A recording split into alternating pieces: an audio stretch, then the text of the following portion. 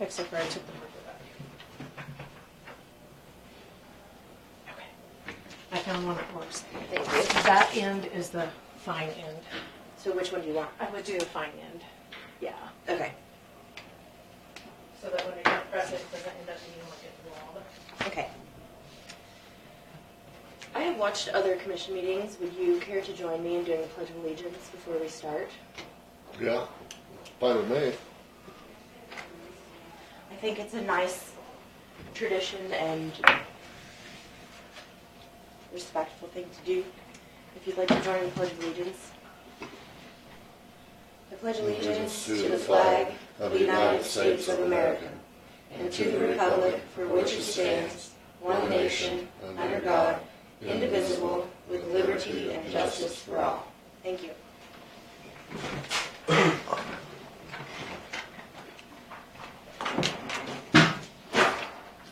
I will now call the Board of County Commissioners regular meeting, January 22nd, 2019, to order. On the agenda, we have call to order 10 to 10:15, 10:15 to 10:30, Brandon Cochran from the ambulance service, 10:30 to 10:45, Lincoln Chamber of Commerce with and Lincoln County Tourism Coalition with Kathie Crispin, 10:45 to 11, Leann Bishop, the treasurer, 11 to 11:45, Michael O'Hare and Tanner Yost with Kirkham and Michael for the highway department, 11:45 to noon, Steve Schneider, and 12 to 12:15, Dede Case from Human Resources. I would like to add to the agenda, if we could get it approved, we will need to do about 3 separate executive sessions at the end, if that's all right with the commission, if we could have that approved. We just had some issues come up that will need reviewed in executive session. So could I add that to the agenda? And also, apparently Jennifer got quite a few emails, so they're doing like notebooks for you, and she was going to bring them down and see if she could come in. So I told Katie to tell her to come after. At the end? Yeah. Okay, well, if she gets here before we're done, we'll have her first, and if not, the executive sessions I only have I have are only maybe 5 to 10 minutes apiece. So. Dealing with? One would be an ambulance bill that was brought to me that needs reviewed by us. Another one is just dealing with non-elected personnel, trying to clarify some roles there. And what else did I have? I guess there may be only 2. With Jennifer probably. Potentially, I guess, if she has correspondence from the attorney. If not, it may just be that she distributes material to us that is privileged. Okay. But that wouldn't necessarily need a meeting. Anything else, Dawn? No.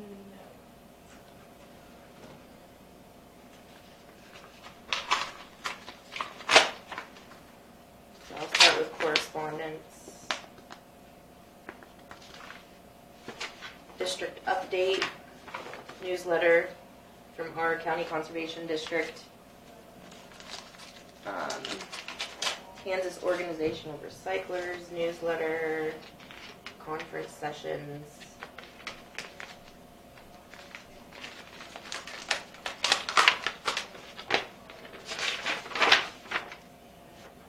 Information. Just pass those along if you want to look at them. Thank you card from the highway department for the chamber bucks for the end of the year. Christmas gift.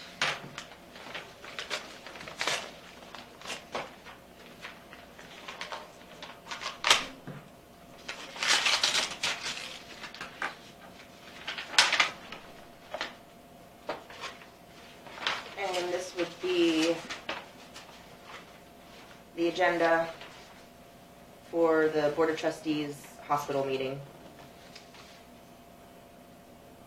from January 15th, and I guess these would be the minutes. That would be another meeting that you guys will need to appoint somebody to attend. I believe Terry was responsible for that. Okay. So they are, let's see, would that be the third Tuesday? I believe that is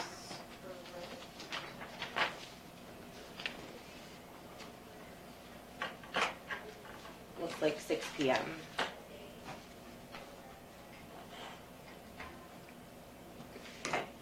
And we have some invoices. Let's see. They are still billing to Mid-America Nursing Home from Arjo, A-R-J-O.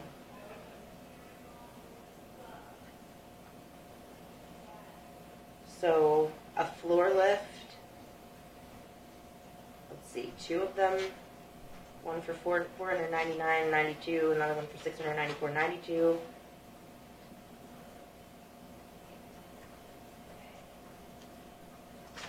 I wonder if that would be a replacement or in addition. I'm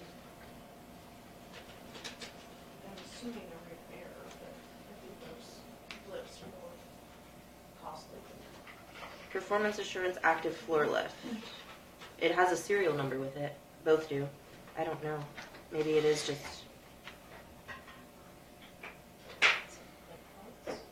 Oh. Move DPS scale L. I can't decipher some of that jargon. Because then there are some additional materials. A plastic locking mechanism. And then just something coated. Was this to fix the floor? This would be for the nursing home for the lifts, Oh, like the the. lift, okay. Do they only have 2? Do you know, Aljo? Do they only have 2? I don't know. So it's either a repair or some kind of purchase, but there are 2 separate serial numbers, I think. Yeah, those are the serial numbers there. So Okay. they either did something to both or bought parts for both. 4 lifts, yeah.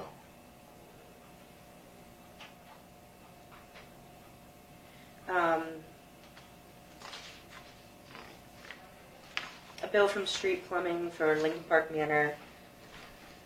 Serviceman checked the boiler and found that the thermostat controls for outside temperature shutdown was bad, so it was bypassed. In the spring, we will need to come back and redo the temperature controls. Street Plumbing for $162.50. Lincoln Building Supply, an outlet power strip for $17.38. Lincoln Building Supply cable tie, $3.49. Lincoln Building Supply through the roof. I'm assuming that's some sort of wiring. $23.97. Lincoln Building Supply. Is that the same one, Dawn? It's another one for $23.97, and it says through the roof. Would that just be the receipt? I don't. Just a signature on the receipt. So those are, one's an invoice, one's a receipt.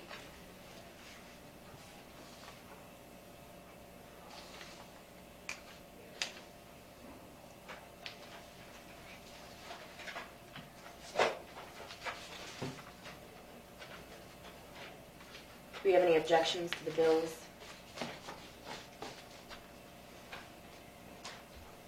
I guess we'll approve those, Dawn. Need to initial them, please. Sure.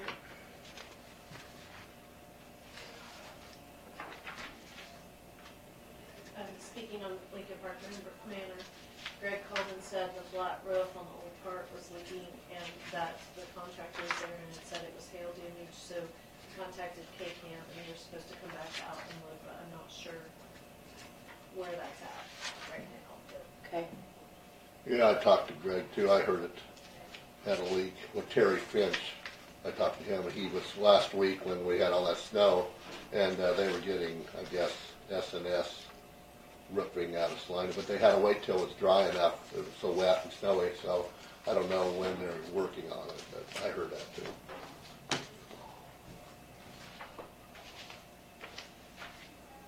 Okay. We will move on to the minutes from last week.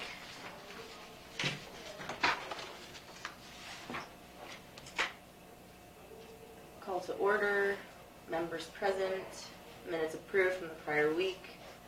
Correspondence, Council on Aging bylaws, Jack Crispin resignation. Well, I guess it's not a resignation technically.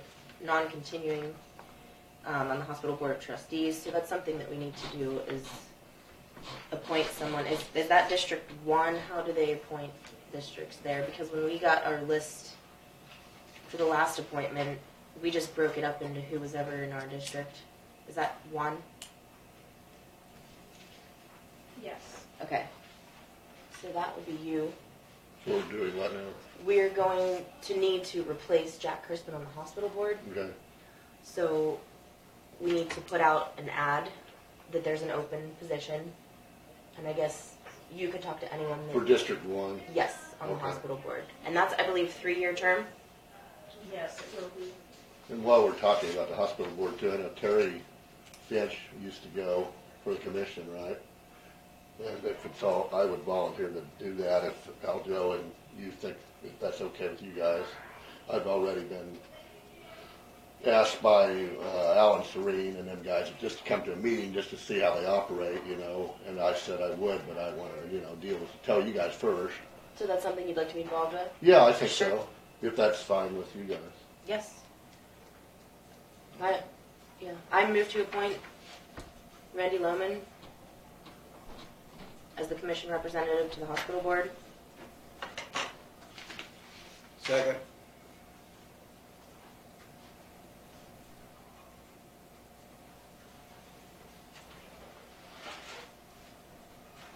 Any discussion? All those in favor say aye. Aye. Passed.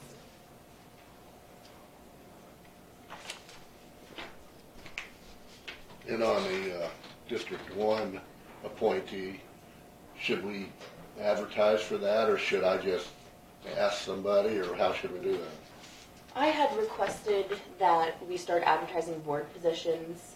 Something that was brought to me when I was running for office was that no one really knows ahead of time what positions are open, so we don't really know how much interest there is unless we actually ask for volunteers. So I believe we should advertise for 2 weeks and then maybe go from there. And if there's anyone that you want to talk to Well, personally. I could personally talk to some people I know Uh-huh. who may be interested, but Mhm. I don't know if there's a policy or procedure. Aljo, do you know anything on that? No, those appointments are made into February. Okay. So, yeah, I would say that we probably need to advertise that there will be a position open. I think it seems nice and formal if In they District actually, 1. Yeah, right, and if they actually write in the correspondence saying, yeah. we've had people kind of list their credentials or why they're interested, and I think that's Kind of like they did for the Lincoln Council on the Aging. exactly, Hey, yeah. exactly. But I think also if you know some people that you may want to visit with them, because I don't think there'll be a long list. Okay. If I you will- have somebody in mind, visit with them and see if they'd be interested. Is there- Filling out an interest form. Okay. Is there a deadline time we need to have this done by? We will appoint them the last meeting in February. Last meeting in That's February. take active 1st of March. Okay. Then I'll remember Well, that. then they should probably have it to us around the 18th, 20th of February. That would be the beginning or the middle of the week before we have our Monday meeting. Okay.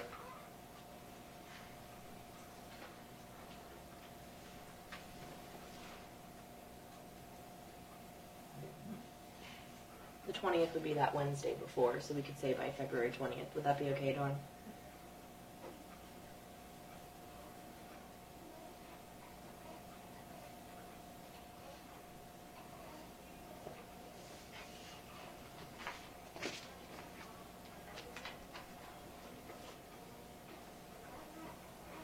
Okay, so that's taken care of. Back to the minutes. We approved the cost of living pay rates. We had an executive session with the Transportation Bus Board. We had another executive session, just extending that one. We waived the construction and demolition fees to the CD pit for Sylvan Grove Library renovations. We approved tax abatements in the amount of $1,489.82. The longevity payment was approved in the amount of $15,674.14.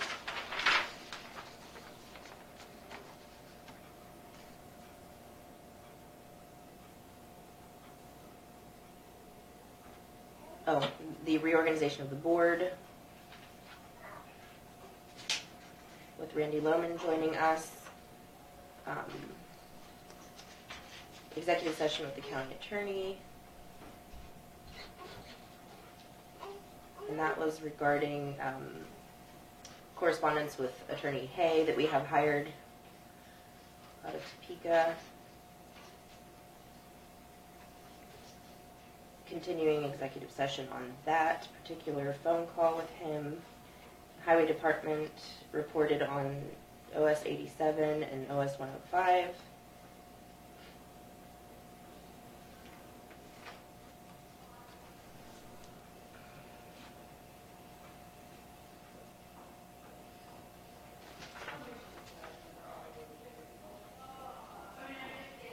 Council on Aging, Bob Lovelace presented the board members and we approved them. Emergency Management, David Doe gave us a written and oral report. Cindy Nelson spoke on the Council on Aging.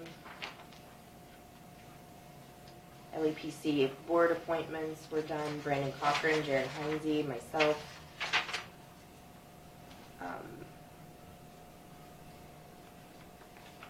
And there was some public comment. And we will be changing Friday, March 29th, end of the month meeting to Thursday, March 28th. Any additions or corrections to the minutes? I just have a question. What's LEPC again? Lincoln Emergency. Planning Commission. Local, did you say? Lincoln. Local emergency. Local Emergency Planning. Okay, thank you. That's all.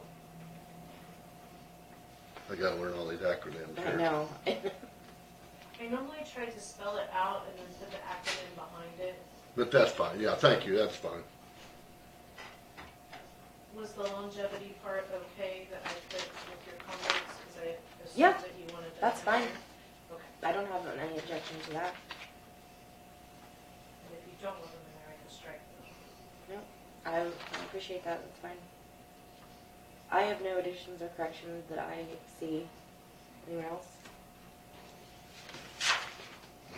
I would entertain a motion to approve the minutes from January 14th, 2019.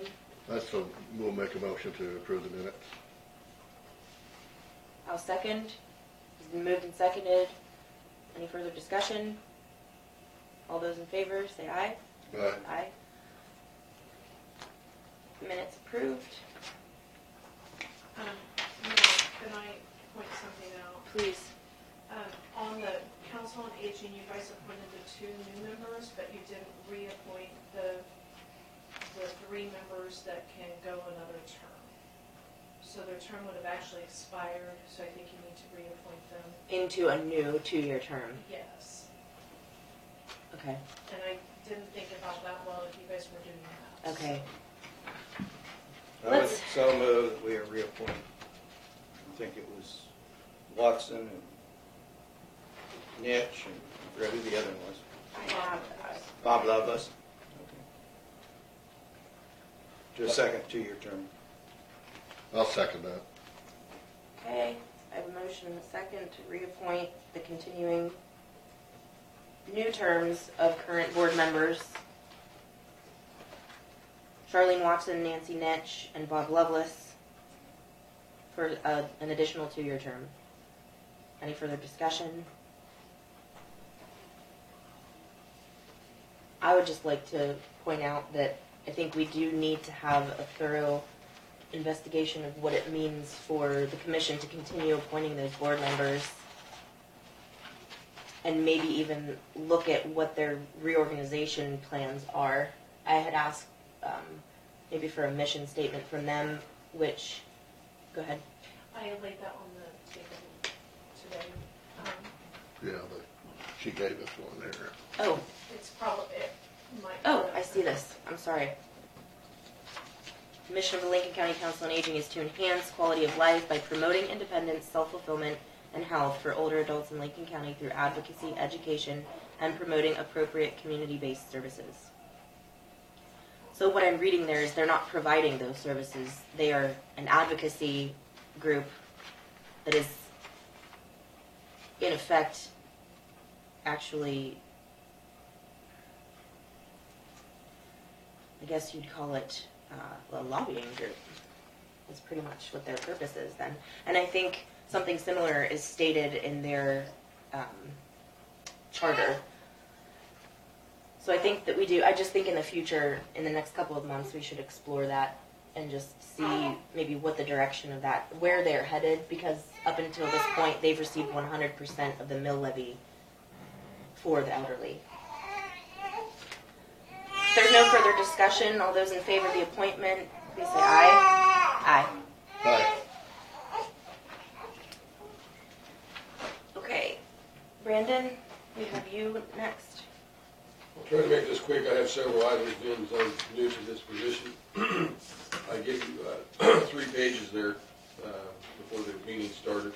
The first page is we have started a daily cleaning schedule, and that kind of lets you know what we're doing there to keep the station in good repair. So you have that information. We have increased and expanded our daily truck checks, just to be more thorough on that end of things. We will be starting a monthly inventory next week of the trucks and the supplies that go on the trucks, and that will be done monthly to make sure we keep out-of-date stuff off the truck and the current in-date stuff is on the truck on a regular basis. One of the other sheets I gave you was one of your past resolutions that I made notations on to the side. We have not changed our charges on EMS since October of 2013 was when that went into effect.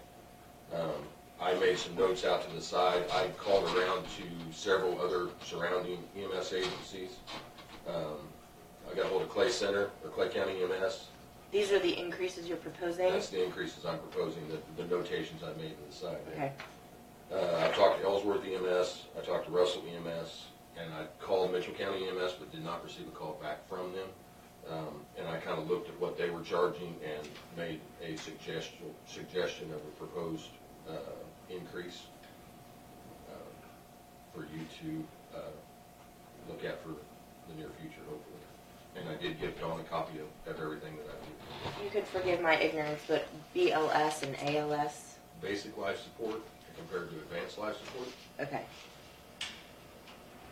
Basically, if it requires an AEMT or a paramedic and it may need advanced level skills, then that would be an ALS charge. If an EMT can tech it and it's just like a transfer where we're just monitoring vital signs and running oxygen on the way to another hospital, that's a BLS call.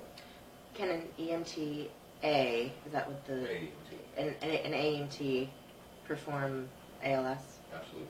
Okay, so only your EMTs would be not able to go on a run that requires ALS? Depending on the severity of the scheduling and that too. And maybe I'm misunderstanding, maybe I'm getting you backwards here, but if for some reason I didn't have an ALS person available and had 2 BLS people on, which I tried my best not to do, and I know Brett did too, then we wouldn't be able to charge ALS charges for that. But ALS people can check BLS calls. So just because I'm the one I guess what I'm asking is the only non-ALS personnel an EMT. Anything above that level Right. is ALS qualified. Right. Okay. But you can't charge ALS just because you're an AEMT or a paramedic. You have to justify it with the need for an IV or the need for a 12-lead EKG. Something has to be That needed qualifies with that under patient that qualifies advanced. as I got it. Thank you. The difference between emergent and non-emergent, most of our calls are going to be emergent because they come in via 911 or they're short notice transfers from the hospital. Those are all considered emergent. What would be non-emergent is, for instance, if the hospital was to call us and say, next Monday we've got a transfer of a patient to Salina for testing, and they schedule it that far in advance, which gives me an opportunity to schedule other employees to take that, so I don't take my 911 crew out of service to do it. So that's the difference between emergent and non-emergent. Okay. yeah, if you guys want to think about that, consider those increases. That would be what I would propose. I called up to the clerk's office the other day. We were doing a thorough clean on the station. There's a pop machine in there that hasn't worked for several years. It was repaired once and didn't last very long, and it kept freezing up on us. I anticipated it would cost more to replace it than what the pop machine was worth. That pop machine was bought on memorial money, and all the income off the pop machine was put back into the memorial fund. I would like to get rid of that pop machine. It's just taking up space and collecting dust in the station, and it's hard to clean around. I've already got it pulled out, and it's inside the fire bay, and I will load it in my personal pickup and haul it to the dump if that's okay with you. Are you proposing to replace it with anything? No, we haven't had a working pop machine there for a year and a half, 2 years. So if people want pop, they can, under Mighty Mark, bring their own pop to the station. Mm-hmm. I don't object to that. Yes, it needs to be removed if it's not being used. Okay. My next item is I needed a little bit of clarification between the status of part-time versus volunteer. And I'll give you, for instance, on that, I've got one employee that does 99% of my ALS need for paramedic, and she's being paid at a $1.50 an hour less rate than the current paramedic we have. And I was advised that falls on because she's considered volunteer status. And I'm looking for what defines volunteer status compared to part-time employee status. Does that- Employees take time, take a shift. They're scheduled. They're A scheduled shift. So this is someone who is on call. Yeah, I'm assuming. if she's available, we call her and she can come and run ALS calls for us if there's a paramedic needs something above what the scheduled person on shift can do. Okay, so is it my understanding that we have a pay rate that we've approved for volunteer status? Yes, there's a pay resolution for that. Okay, could we pull that up and maybe discuss that next week when we look at increasing this resolution proposal? Maybe we could just put that on the agenda and we'll do that all together. And I'm not trying to encourage you one way or the other on things. I just needed to know so that I could explain to that employee why they were making so much less than someone else. Oh, I think. I was told that employee, because I said something, because she doesn't get holiday time or anything like that, and I was told that she specifically does not want to take call time. Right. She does not want to be. Right, because of the So you're not an employee if you're not able to be scheduled. Okay. You're a volunteer. I'm just reiterating, you're a volunteer if you're called in and you can come or not come, depending on that call, is what I'm assuming. So then this pay rate that we have for the volunteers, is that according to credentials? Yes. Okay, so we need to look at that, and then we need to look at this resolution 2013-18.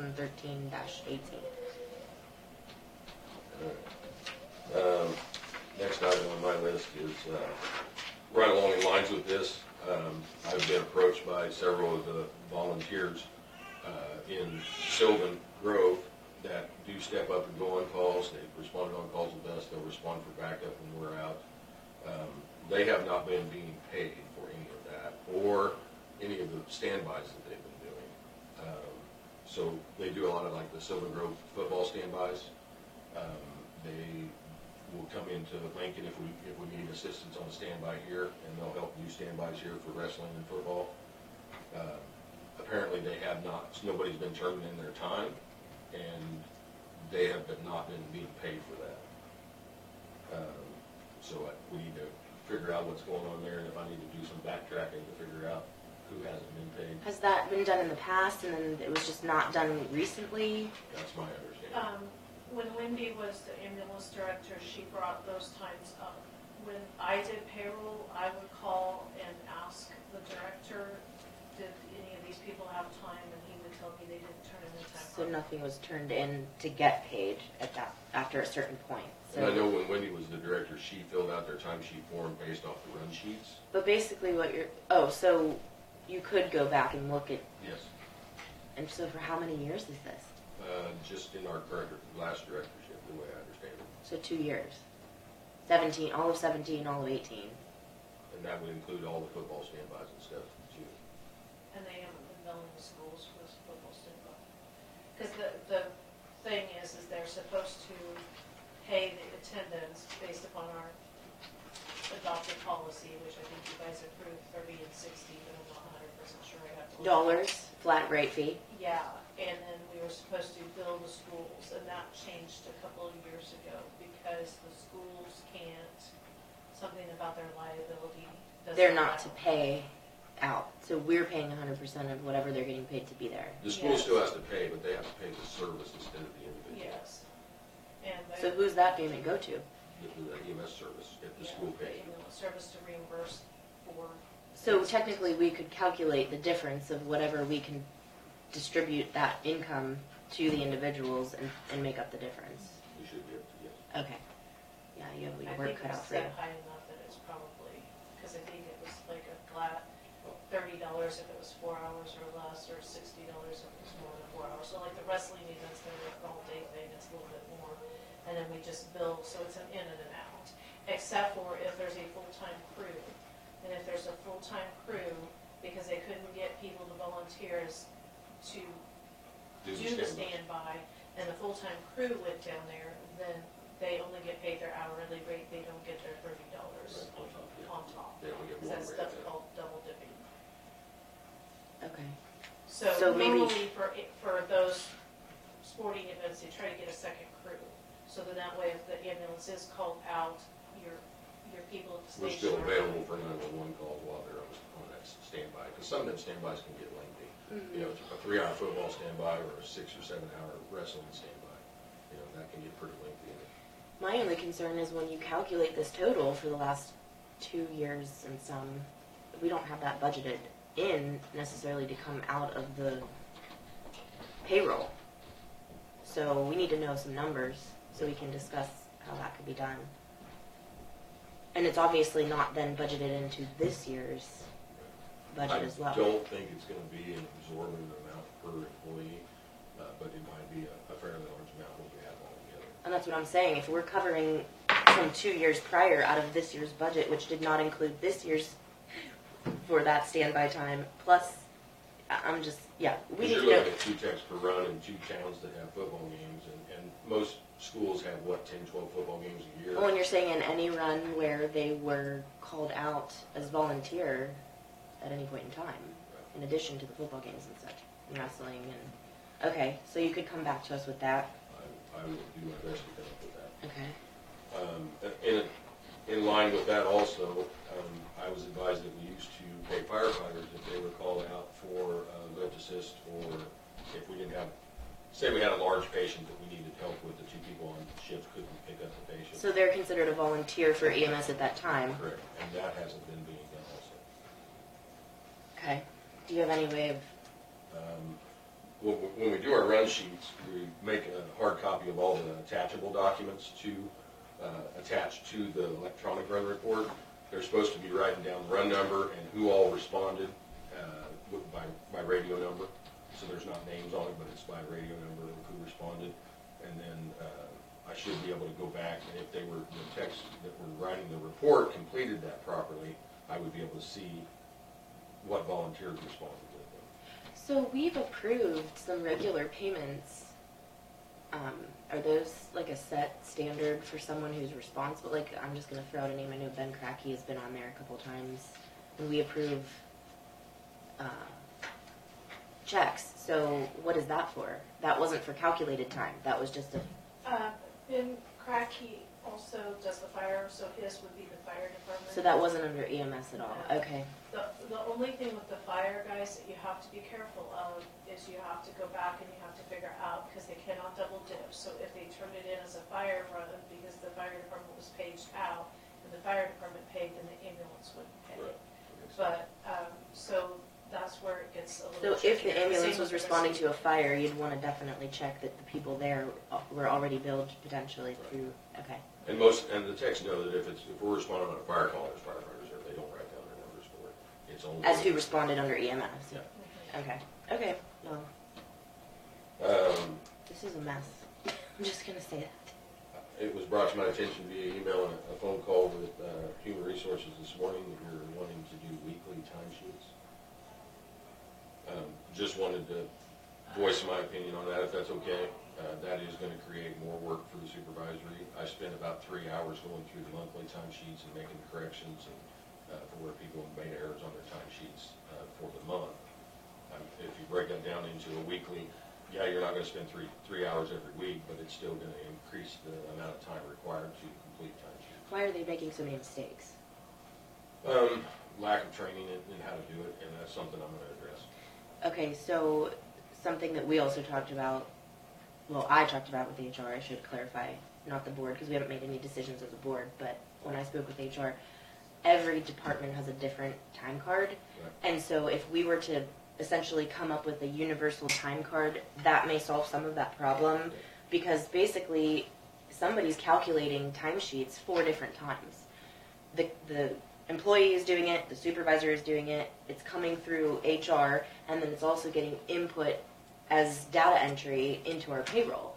So we really need to cut down on all that duplicate work. I mean, do you guys understand where I'm going with that? We don't have one time card for everybody to fill out. Each department has their own separate version. That would make sense to have a universal time card. Yeah. So Some that's of the mistakes that I was having to correct were where the pay period starts on the 26th and goes through the 25th. You know, a lot of times that ends up in the middle of the week where they might have had a 24-hour shift earlier in the week that splits in the middle of it, so they didn't write overtime down in the overtime slot on our time sheet the way ours is done. That created an issue with me having to make some corrections. Yeah, that's kind of a universal problem. with I don't especially even like the overtime slot period. I wish that you guys would just put your hours worked. let the And then we calculate off to the side what the overtime is. Because you also have employees that think that they earn overtime over 20 hours. You also have employees that think that anytime that they come in extra, they earn overtime for that, and they don't. And so it confuses the issue. It's gotta be overtime after 40, and that's the way I calculate the time sheets when I brought them. So I might suggest that once we get a universal time card, that we do a training session on it. Yeah. And that way that would cut down on what you're saying is double checking their work. There's And a the- lot of extra time, sorry. There's a lot of extra time between me and Dawn spent just correcting people's mistakes. And recalculating. Right. So that is going to come eventually, not obviously in the immediate time frame. But we were also talking, the reason of turning in weekly time cards is so that they can calculate, and then we may transition to doing more than once a month payroll. We had talked about this last year before we hired HR. It's been a request from some employees to be paid more often than once a month. Yep. It would also help to alleviate the massive amount of time that's spent for several days before payroll. It's like they go into frenzy mode for 3 days before payroll and nothing else gets done because there's so much time recalculating an entire month. Right. Instead of doing it twice, then you're doing half the work 2 times. Does that make sense? Speaking personally, I like getting paid once a month. I pay my bills at the beginning of every month, and I'm done paying bills for the month. I don't have to budget between 2 different paychecks. And my suggestion this morning to her was basically maybe we just turn in the timesheets a little sooner so that they don't have to.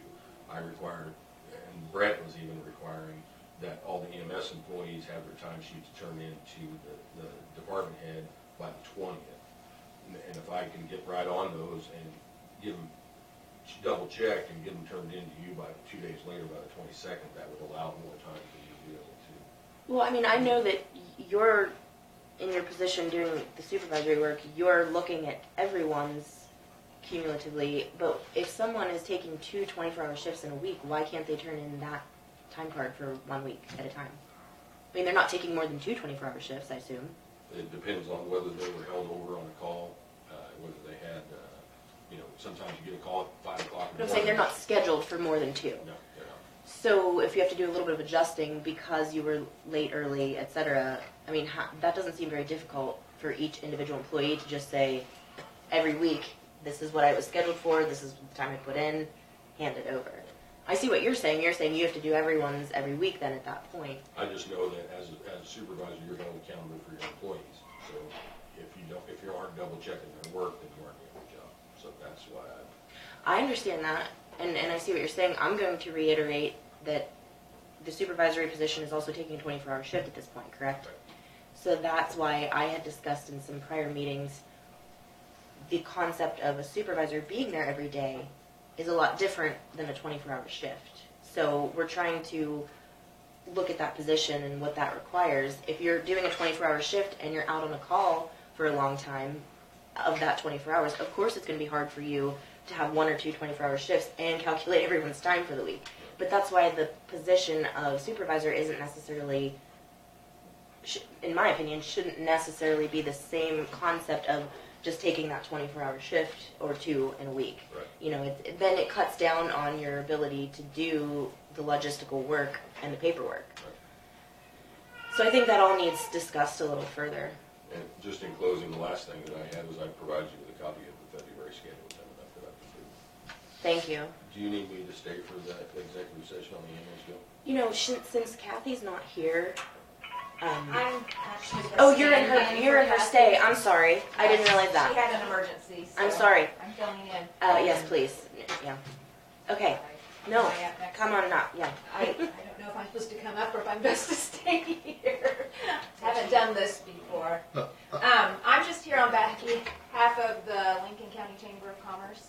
I think historically, and I don't know how long this has been going on, the commission has given $1,000 that is split between the Tourism Coalition and the Chamber to be used to run our offices to help promote the county.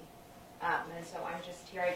Nancy, we're kind of in a interim period with Nancy taking a new job and we haven't filled the position. So I apologize if I'm not handling this correctly. But, So you're saying you're here to request 2019's money? 2019's money. I believe that they've already received an invoice for that. So you should have a paper invoice that would have come at the end of the year. And that it is just split 500 to the county chamber and 500 to the tourism coalition. Okay. Any objections or questions? So I'd entertain a motion to distribute. Do we distribute it in one lump sum and then you Yes, split? we split it. Okay. To distribute the $1,000 to the Lincoln Chamber of Commerce, and Lincoln County Tourism Coalition. So moved. Yeah, I'm sorry. Yeah. Do we have a second?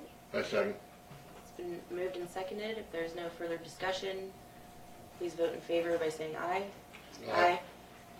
Thank you. You're welcome.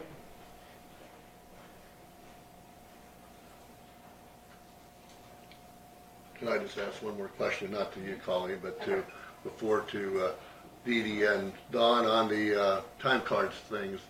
Would it be that much, if we went to say 2 weeks instead of a month, would it be that much more work for you guys to do that, Dawn and Dede?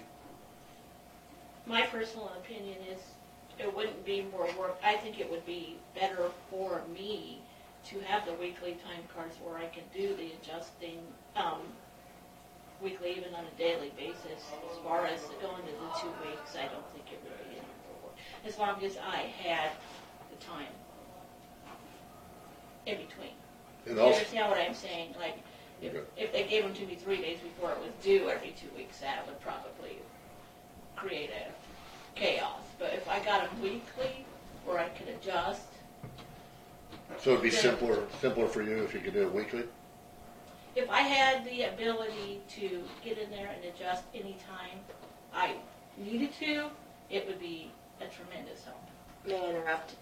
So part of what we talked about when we were talking about some of this time card idea is the fact that the system Comtech that the county uses to enter the data for payroll is only open and available for working those last 3 days before all the information is due. So you kind of have to crunch it in right before you produce the results. So you have a lot at one time. Right, and so some of her frustration with it is that she can't daily manage, you can't just log in and see what's going on and correct it as time goes. But if the time cards were collected ahead of time, it at least could be manually calculated before all the data is required to be entered at the same time. Because what she's having an issue with is entering all the data and checking for errors at the same time when you're in a 3-day time constraint. Does that make sense? Yeah, yeah. Good, no, thanks for that explanation. That's like a lot of work And in 3 days. And also now you're saying like your EMS, you guys do a timesheet differently than say the county highway department, they're different. Yeah, that's not very efficient, is it? Probably. The only two departments that have matching time cards would be the health department and anybody in the courthouse. And everybody else, like the highway department is different, the sheriff's office is different, the EMTs are different. The health department's different too. Is it? Part of the reason You're EMS's right, time it is card different. was different originally, and we've just followed through with it, is because we used to have more volunteers than what we have now, and we used to staff our truck in the evenings with volunteers when we did 12-hour shifts. So there's different slots on there for volunteerism basis, based on full-time or Right. full-time. You have a special situation because you got this volunteer employment And or 24/7. part-time, yeah. Whereas regular, like the highway departments, they're all full hires, right? But where we don't have that situation so much anymore, I would totally agree that a universal time card would be great. And even as Dawn said, if each individual isn't trying to calculate their own breakdown, let HR do that, and when the data is entered into the program, they will clarify that. Each person just needs to make sure they're accurate on when they got there, when they left, and what they did, as opposed to trying to calculate it and then they're checking to see if the original what they originally wrote down was correct, plus their calculations, and then go back and check that for everyone. It's kind of like triple the work. I mean, Because as an employee myself, I go into my timesheet at the beginning of the month when the schedule comes out. So like the next shift I work, I'll be putting in February's schedule. I put it in, and then if there's any adjustments, Then you I go can back edit and it. adjust it on a shift basis. and I think that's what Dede was trying to say she'd like to be able to do, is put in things weekly and edit as you go, instead of getting all the information at once, And then here you go. checking for errors, and 3 days have done, yeah. right? I'll just say what the issue is. I was given a bill from the ambulance service that is more than a year old, and it was just mailed out, and I suppose this is because DeLise has done it for us at this point. And what happened was someone got picked up and was told that they would be taken directly to Salina because of the severity of the incident, okay? And then what actually happened was the ambulance went to Lincoln first, shifted personnel, and then went to Salina. So they got billed twice. So they got billed that run fee that you were just asking us to assess is the emergent run fee, under whatever heading that was. This would probably be ALS emergent 1 because of the number. So that person was billed 2 of those. One from their location to Lincoln, and then another one from Lincoln to Salina because the care wasn't going to be provided here in-house or in-county. So they're... They did provide care. I spoke to that person, the hospital did. Okay, so we need to The discuss patient that, was- we need to discuss that portion in executive session, but I'm just making it be known that that's the controversy. But we probably won't get to that because we have Leann here, and then we definitely need to see Michael, so we have like 4 more people. Okay, that would work. Okay. Leann, if you're ready. I'm ready.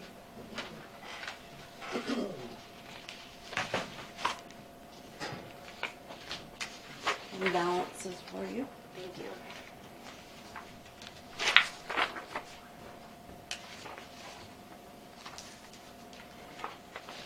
And the resolutions.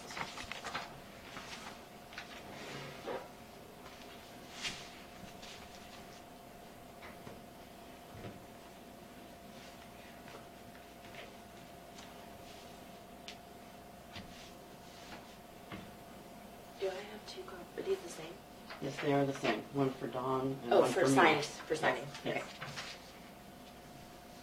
Did they get resolutions? No. Okay, so where do you want to start? Where do you want to start? Do you have this bus board, transportation bus fund marked because it's marked here? Is that I think those are fire departments, and I was trying to get your totals for the fire departments, because you want...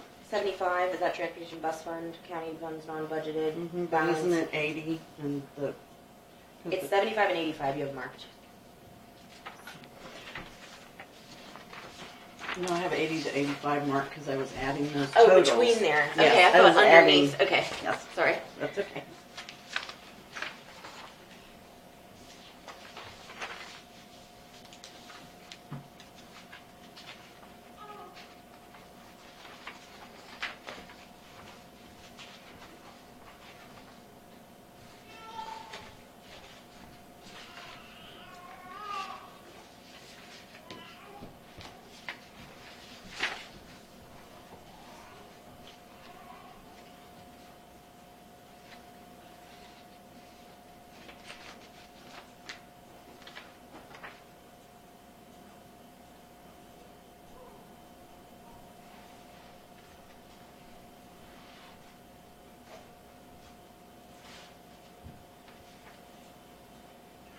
I knew at one time what this, you guys or somebody told me about this Della Petard Bequest Fund.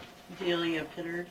What is that again? She was a lady from the Beverly area that when she died, she left a bequest to Lincoln County to help children with cleft palates. Okay.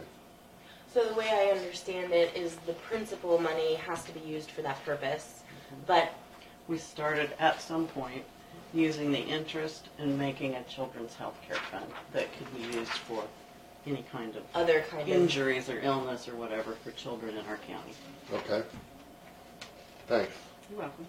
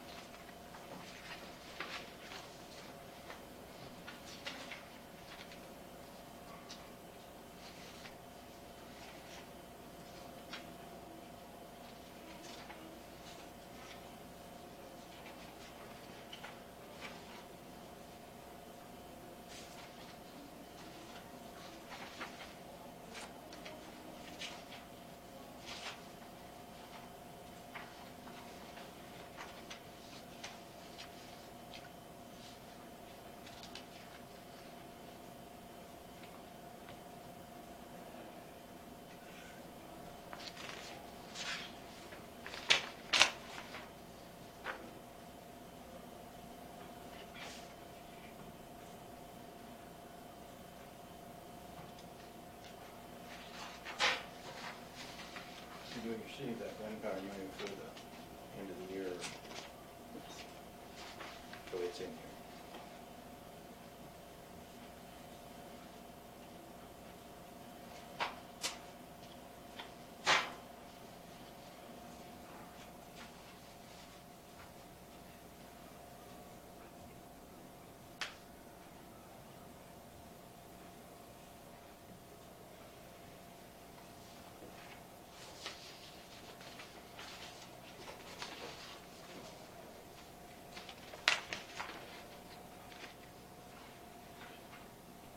So if some child had a cleft palate in Lincoln County and needed surgery, that fund could pay for it all?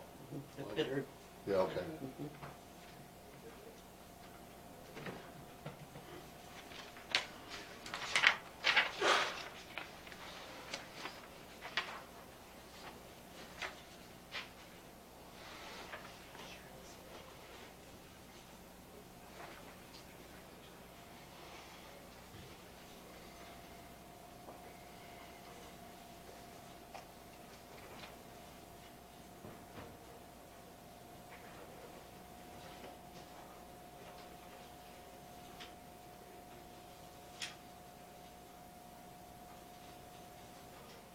You know, I'm new here, so I don't know this stuff. So you have abstract totals for basically last month, right at the top. Well, the, the, the the 11-1-2, I'm sorry. Yeah, the amount levied, Yeah, what we've added on and what we've abated, that Okay. total divided by what we've collected, okay. to tell you how much of the 2018 has already been collected. And that's not necessarily to say that the whole first half has been, because some folks pay in full. But Yeah. we've collected 61%, Okay, of 18. 18. okay. Is that low for the year, for a given year? That's about right. Okay.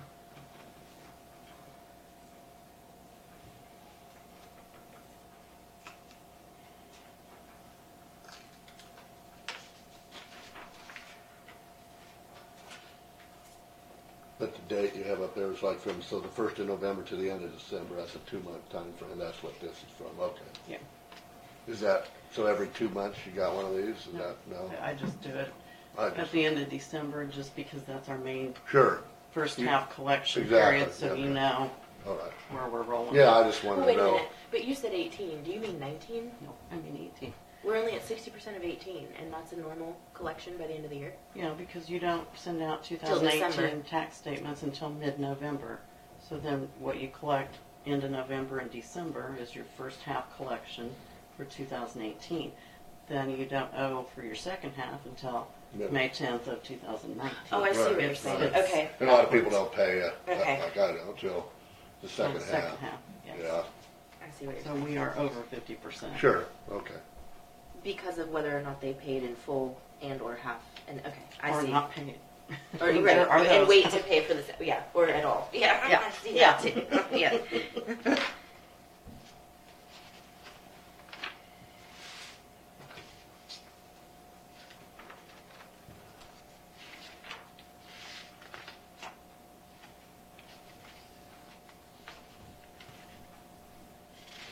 So where are we, just looking back at the last few years since you've been here, as far as under your summary of interest earned, not for checking, but in the CDs and money market accounts, specifically your savings, are we at about average, or are we? I would say we're doing a lot better, Better. because when I took office, there were no county CDs because no CD paid. So that it was all in the money market because that was what was earning the most at that time. But the What interest year rates did you are come going in? up. 2000, I was elected in 12, took office in 13, 13, okay. October of 13.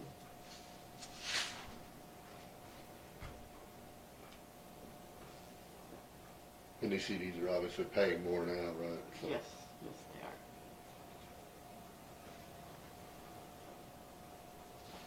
When your CD becomes mature, do you shop around all these other banks to get the best deal, or do you just go back to the same bank usually? It's the best rate, Best rate, the okay. best rate. You They call will work, every time? yes. Okay. Did you do your first commission conference yet, or is that this week? Yeah, I went to it. You yeah. went already? Just last Thursday. It was last week, Friday, okay. yeah. Because one thing I learned, which I had not known that at all, is that we're limited to invest in our local banks. So our ability to shop around is limited within our county. It's county lines, right? It's not, you can't even go over county line. I mean, your bank may branch that far, but it has to be a bank that is located, Is has a within the branch county. in your county. We're probably, Unless they won't insure, or they won't pledge for you to cover what you've got, then you can go out to the investment pool. Did we ever have that scenario? We've never had that. and also you're limited probably to like something that's secure, like CDs, right? Guaranteed. Yes. We couldn't go like the Jim Metz probably and Right. go through the stock market, which may get us more money, but you can lose a lot too. risk, So yeah, I see it's too risky. Yeah. I just thought, And I can only go out 2 years on a CD. yeah. 2 years maximum. Yes.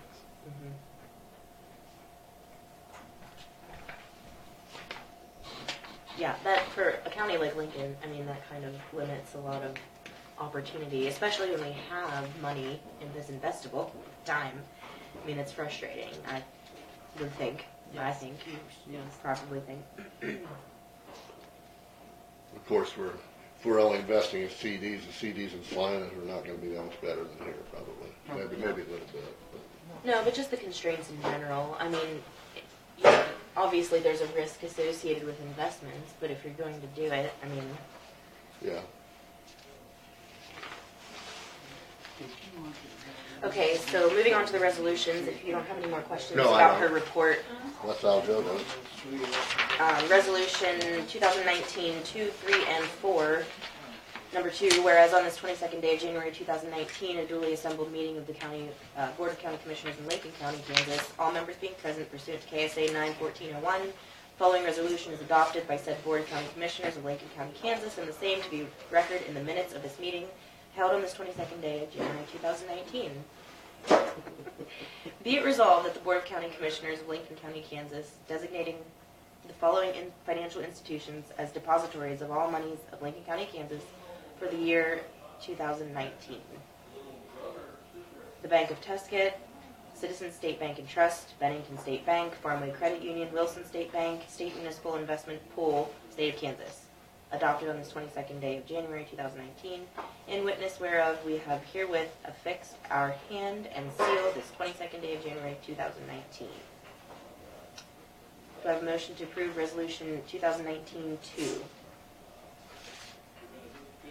And this would be the standard resolution naming the banks within our area. I so moved to approve. Second. I have a motion and a second for resolution 2019-2. Any further discussion? If not, those in favor vote aye. Aye. Approved. Resolution 2019-3, be it resolved on this 22nd day of January 2019 by the Board of County Commissioners of Lincoln County, Kansas, Leann Bishop, Lincoln County Treasurer, shall develop and implement a cash management and investment program for the handling of monies in the custody of Lincoln County, Kansas for the year 2019.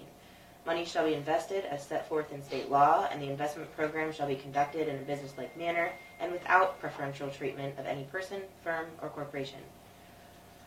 The liquidity and maturity of all invested monies shall be such as to permit the prompt payment of all financial obligations of the Lincoln County Treasurer and Lincoln County, dated this 22nd day of January 2019. I would entertain a motion to approve 2019-3. So moved. I second. It's been moved and seconded. Any further discussion?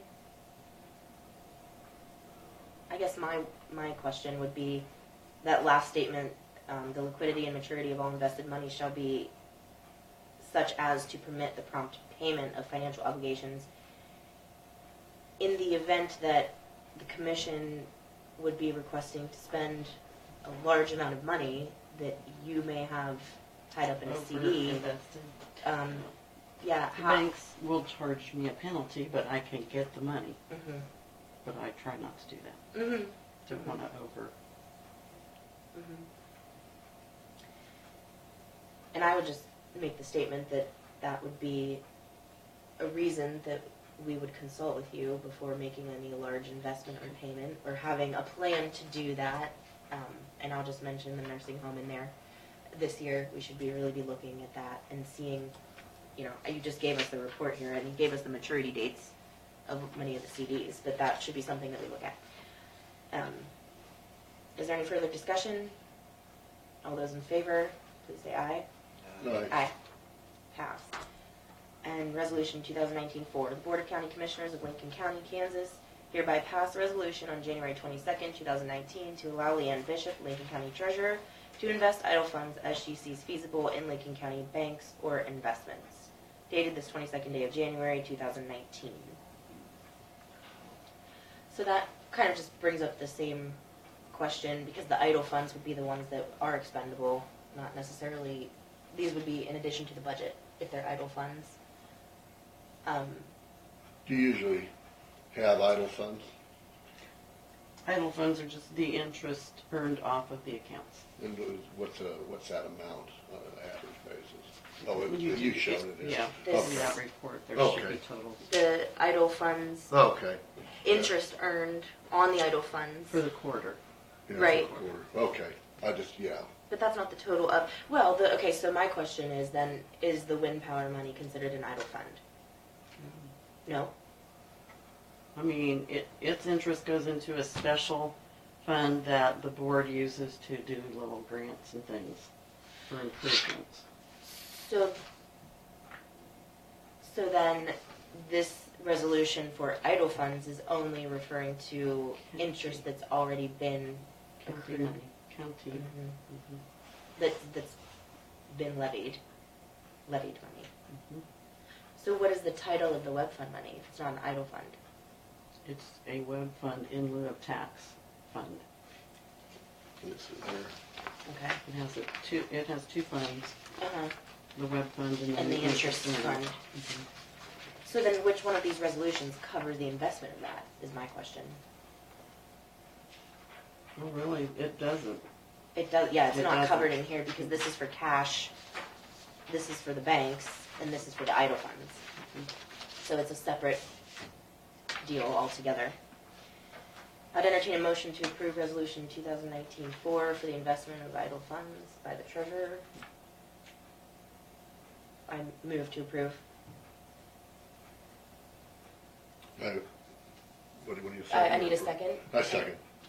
We have a motion and a second to approve resolution 2019-4. Any further discussion? All those in favor vote aye. Aye. Aye. Passed. So we need to sign all these.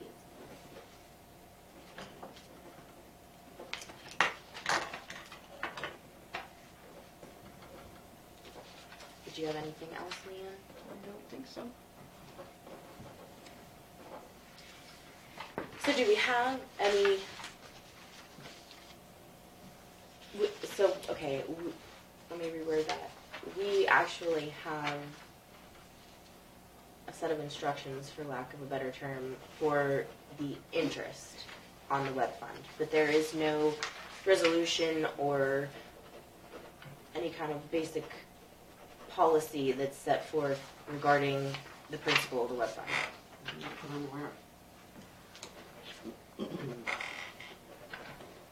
All we have are the contracts with the actual companies that make the in lieu tax payment.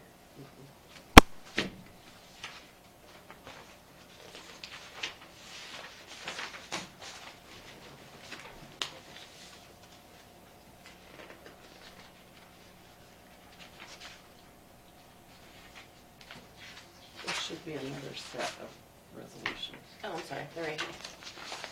Put your report on top of it.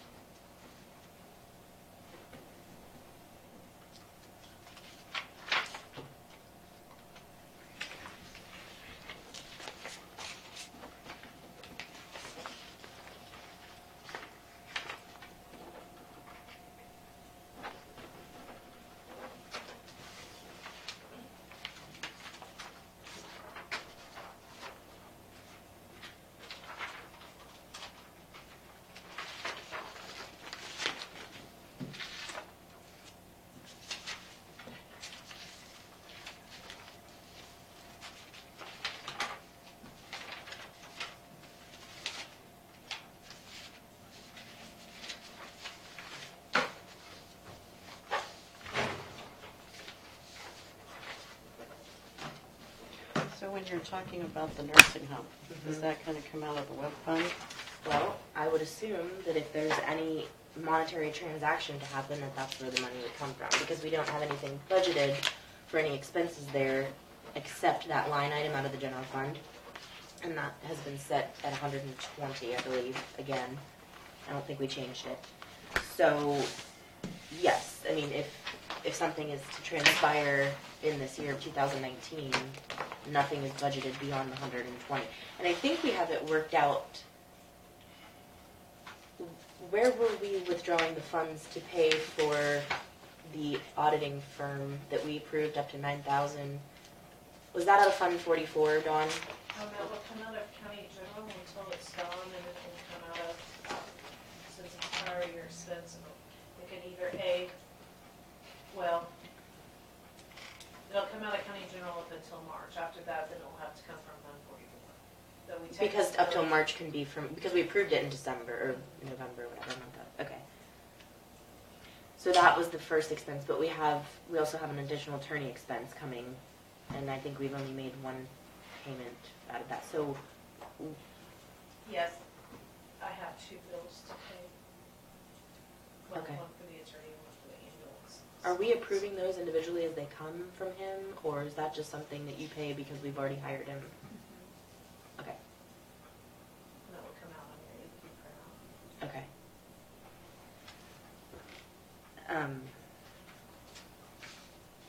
So yeah, just looking at your CD maturity numbers, you have 2 in February and then not until July for the others. And then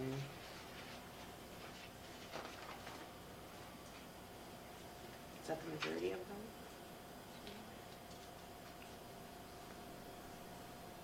There's actually $500,000 sitting in the money market account, right?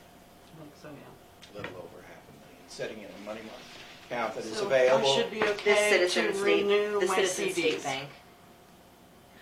Well, that's Yes. what. Yeah, I mean, If we have a I $500,000 hope we're not list. going to spend over $1 million on this effort. I assume that we can do it better than that, but again, it appears that the money market accounts have enough money to do what looks like is may have to happen, yes. Well, between the two money markets, there's well over $1 million. I won't worry about it. No, I don't think you need We'll to worry renew about it. CDs at the best rate. Thank you. Thank you.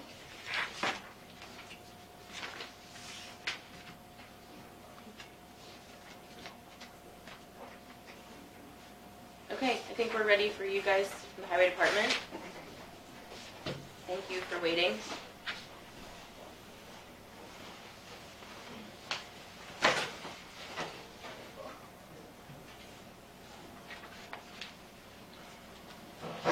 Good morning, everyone.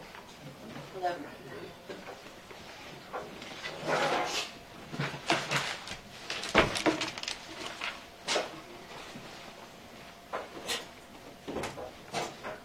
Good morning. Morning.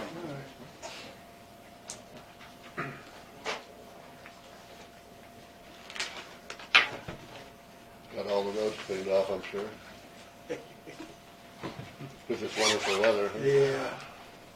Keeps throwing us some curveballs every day. Yeah, rough winter sometimes, hasn't it? It is. It has been. Yeah, we did send the plow trucks out this morning to hit some hills, curves, and intersections on our county asphalt roads. Things iced up pretty good there this morning. Yeah. Took us all by surprise. I didn't think anybody expected it to come in like it did. Update for Bridge OS 87 Goldenrod Bridge. KDOT has shut that project down due to an issue with stormwater protection plan. Basically, what it sounds like, the contractor wasn't doing the erosion control to the standard the state wanted, so they are stopping any progress on construction until all of those deficiencies get met by the contractor. The contractor's still getting charged working days for that, which I think it was estimated, about 5 days worth of work that was going to need to be done on erosion control to get to the point to where they could get released to go back to construction, which I think that's going to start putting the squeeze on them for working days, and hopefully they'll be able to make up some time and not get charged liquidated damages. I guess that's about all I can say about it. Does that change your schedules on how you deal with anything with that? Not really. You know, it's pretty much in KDOT and the contractor's hands until conclusion of construction, and then at some point, more than likely, I will take over as the stormwater manager on that, and I will do the every 2-week inspection and inspection after every rain of a ½ inch or more. I started doing that on this last bridge we did, instead of paying a contractor to do it, or the engineering firm to do it. So Write and sign. And it usually goes to about 75% of the vegetation is established, Yeah. and you can submit to have it renewed. it's just like our last bridge, Cochran Bridge, I submitted 2 months ago for it to be released, and I haven't heard from them, so Slow process. I need to reach out to them and try to get that taken care of, because it takes up quite a bit of time.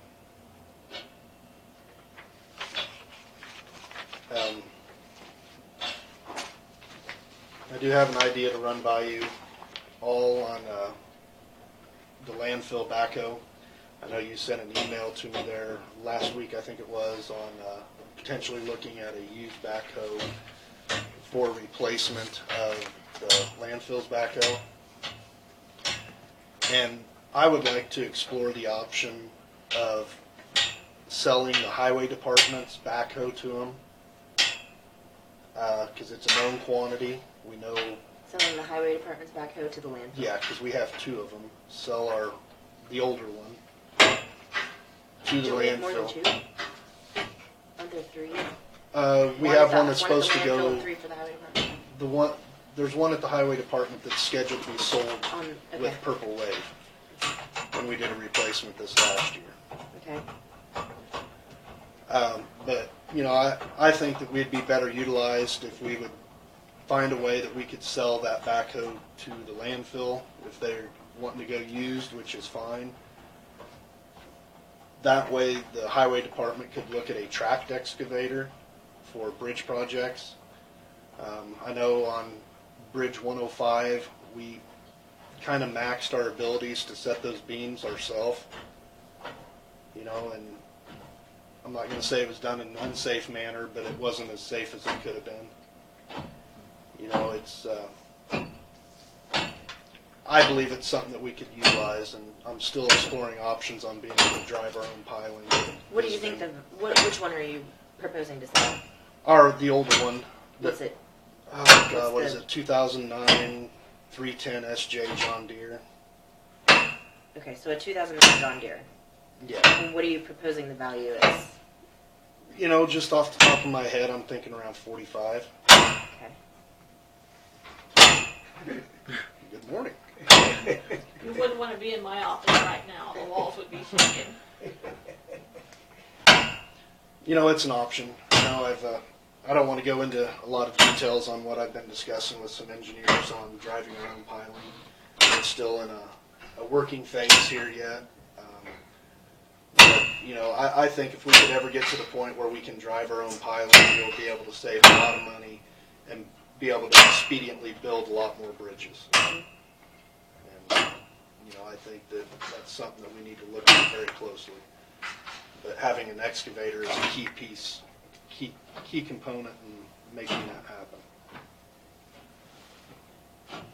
So, but if that's not something you guys are willing to let us explore, you know, I can start doing some looking for a used backhoe, I guess, for the landfill or whatever you want me to do. Well, the reason why I was proposing to look at something used for up there is because my understanding of it, limited as it may be, is that it's only used to push garbage. I mean, it's not really performing any heavy-duty, laborial type work as far as excavation or anything like that. Not much. Right. So, I don't, you know, in my opinion, that a used one should serve the purpose for quite a while, especially if it's in better shape than the one that they have now. What do you think needs to happen to the one that's there now? I'd sell it on Purple Wave. What would it be worth? Auction's a crazy thing, but you know, I think if you got anywhere from 5 to 10, maybe, it just depends. Auctions can do crazy things, but Does it still operate okay? oh yeah, There was an issue with it here, wasn't there, a while back? there's many issues with it. Okay. You know, the front end, most of the pivot joints in the front loader bucket and the rear loader bucket, the main swing pin, several cylinders on it are getting to the point where they need rebuilt. It's operational, but It's needing work on probably. What do the Extensive maintenance work. records look like on that piece of equipment? Has it been thoroughly It gets serviced, done, or I believe. You know, as far as those go, I don't know if there's been a whole lot done. is the landfill service doing all the service itself? They or will bring it. They will bring it into the highway department for service. I know they have outsourced How several. do you charge that? I haven't noticed particularly. I but don't know if I much think of that's that a gets charged. charge You know between for sure? landfill and highway. They used to. I don't know what's being done now, but Yeah. it comes in as a bill from the highway department or with the fuel. I'm gonna have to check with Liz on that and see if that's being done. Mhm.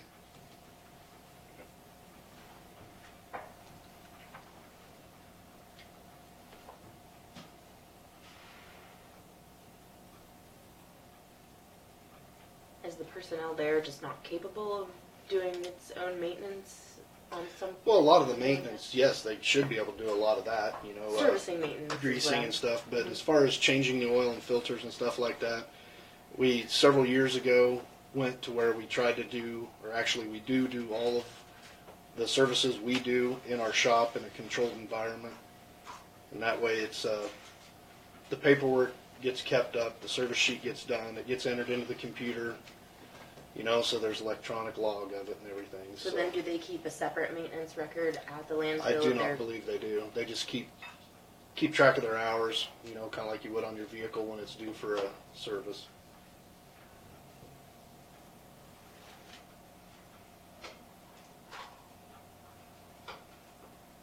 So, what kind of investment are you talking about if you were to get a tracked backhoe? Oh boy. I looked at some numbers, it's been several years ago, and I can't remember what it was going to be. They're not cheap. It was going to be about $250,000 to $300,000 if you went new.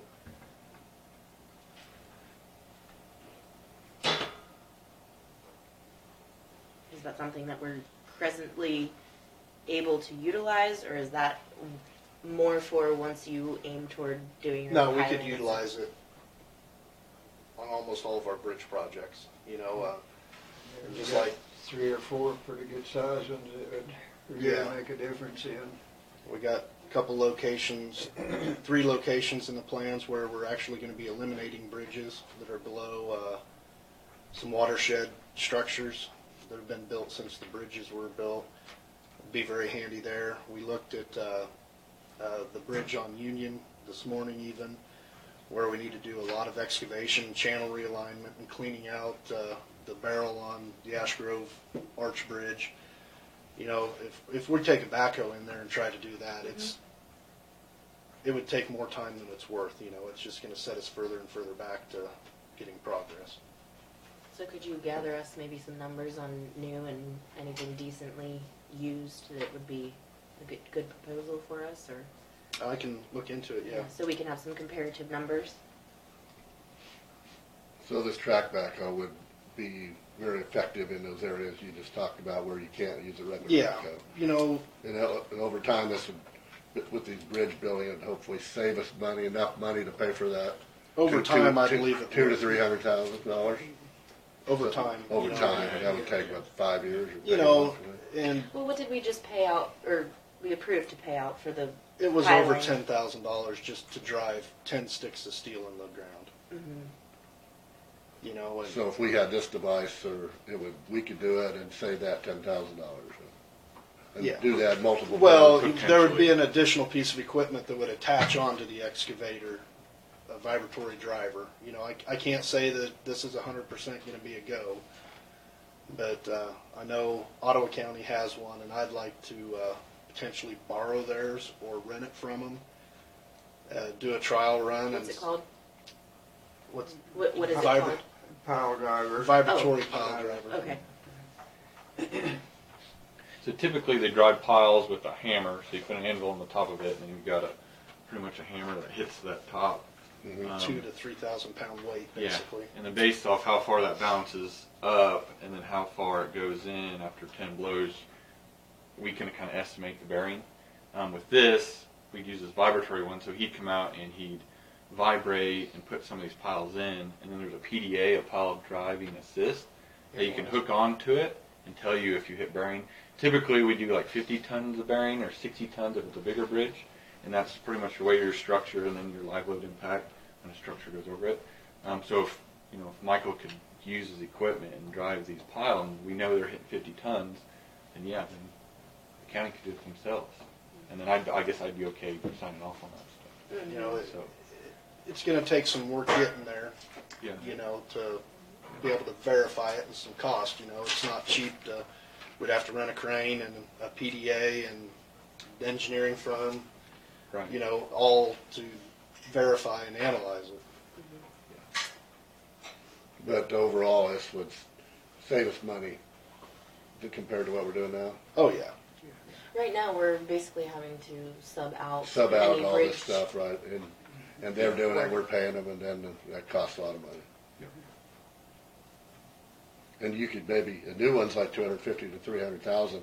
Could you get a good used one for half of that, you think, or something like that? A good used one, I don't think it'd go half. Excavators tend to hold their value if they're worth anything. Even a worn out one is going to bring some money. So 100, 150, 200, somewhere. It's hard to say. Yeah, Yeah, I know. They're all different. Yeah. you know, I haven't invested any time researching it for several years now, so. Okay.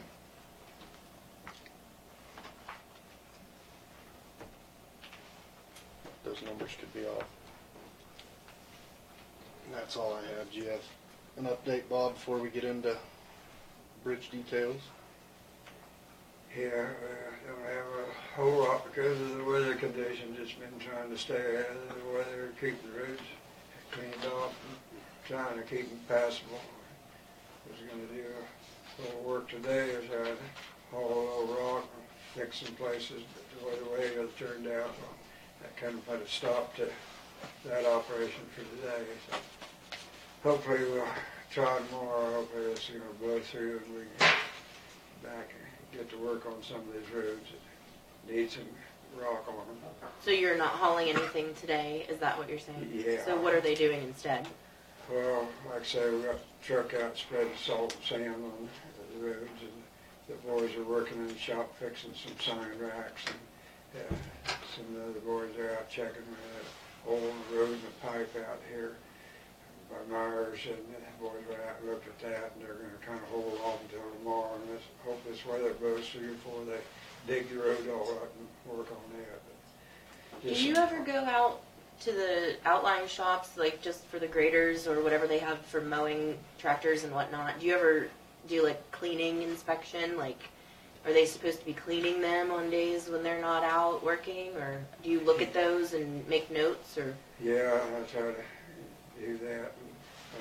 They've been out doing some of that here this last week and stuff on some of those. And like I say, that's kind of what they're doing. They're fixing some racks to put their signs and stuff in, so they can kind of straighten up and pick up a little. I want to try to monitor it a little better than what it has been here. I was kind of just wondering, since we've replaced a lot of these motor graders, if they're being cleaned, you know, I mean, they're expensive pieces of equipment. It's better to keep them as clean as possible. And I tried to emphasize that earlier there about doing the evaluations. Some of this kind of maintenance and stuff was going to reflect back on the kind of evaluation I did on them. So, so they need to make sure they're keeping their stuff maintained and cleaned up and stuff. Well, I know how much mud I've picked up in the last 2 weeks, so Yeah. Also, I have a question about on some of the grader drivers. Do we have training for like when you hire someone new, like to training to run a grader and how to make, crown on the top of the gravel roads and stuff like that? And I'm not criticizing here. It's just a question of, because it's complicated and we got a lot of different materials. I know, from clay to gravel to dirt, and and I know I just went and attended this commissioner training this last week, and that was an issue on a lot of the counties with the gravel roads, obviously out in the country. And they have a training. They offer training like down in classes for like a day or two for potential new people, just to help them train. And I'm not criticizing here or nothing, but I just want to, if we can help our operators do better to keep our customers out in the country, our taxpayers happy, maybe that would be something to think about. I don't know. Do you have any training now for the guys? All of our operators have been to that training that you're talking about. Good. That's through LTAP. Yeah.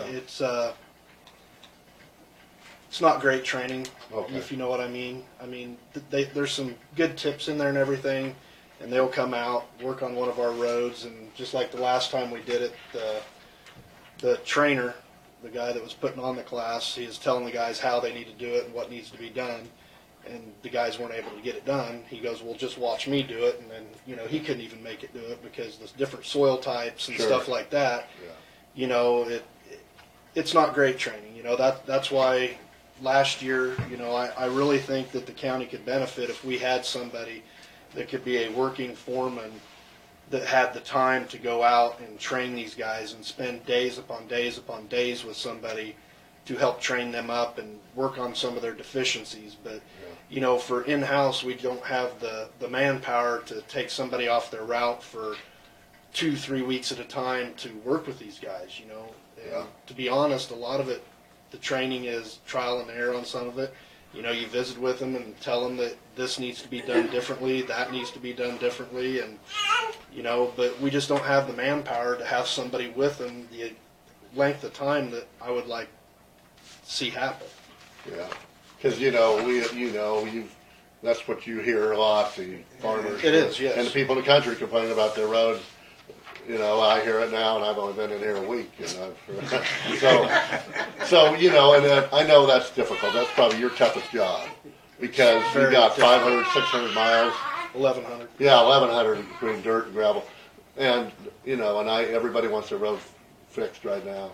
So, but I was just thinking if we could, and I know you got the commissioners probably talked about this forever, but if we could get them trained and everybody happier, we're all doing better, We would. Yeah. In the long run, we would be so much cheaper paying one more additional employee than we are the way we're doing it now. Yeah.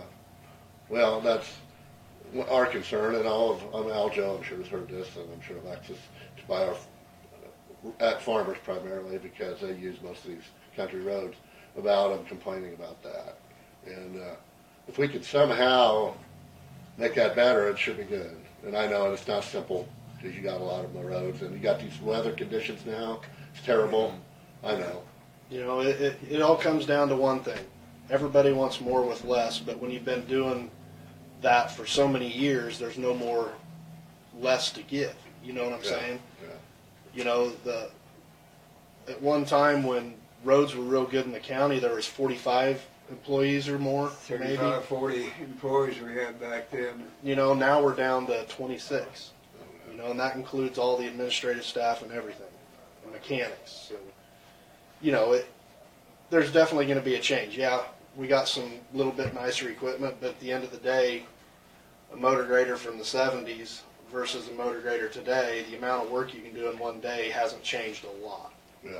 I mean, some it has, you know, granted articulation technology and some of that helps a lot, but, you know, it's slow I've going. tried to work with some of the guys as much as I can, go out and work with them and try to show them different things and ways that I get tied up with Sure. paperwork and stuff too, and don't Yeah. get out checking roads and bridges and stuff, and don't have the time to do it like I'd like to say.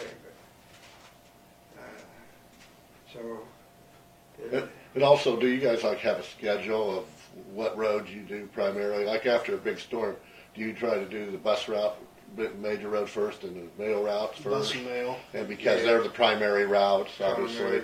Primary And so you got a procedures to what you're doing and all that. You I know, thought so. but I A wasn't. typical snow, we can usually get at least one path in and out to everybody. Yeah.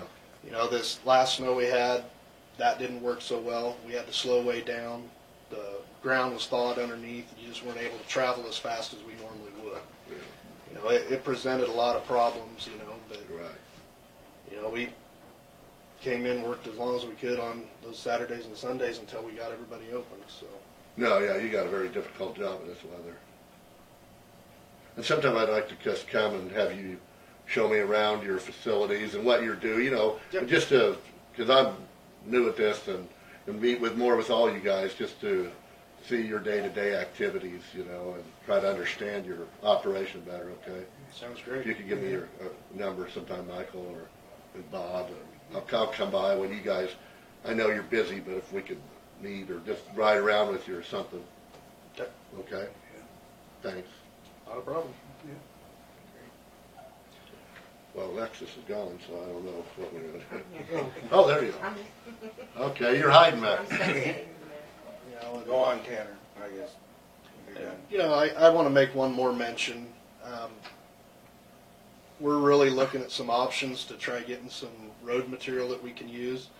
You know, our native gravel that is wet, you know, when it's thawed out, we can't even get in and out of these pits. You know, there's no way to even get there. So Right. I'm seeking some different options, you know, whether it's quartzite, Chapman, looking into Okay. potentially some asphalt millings.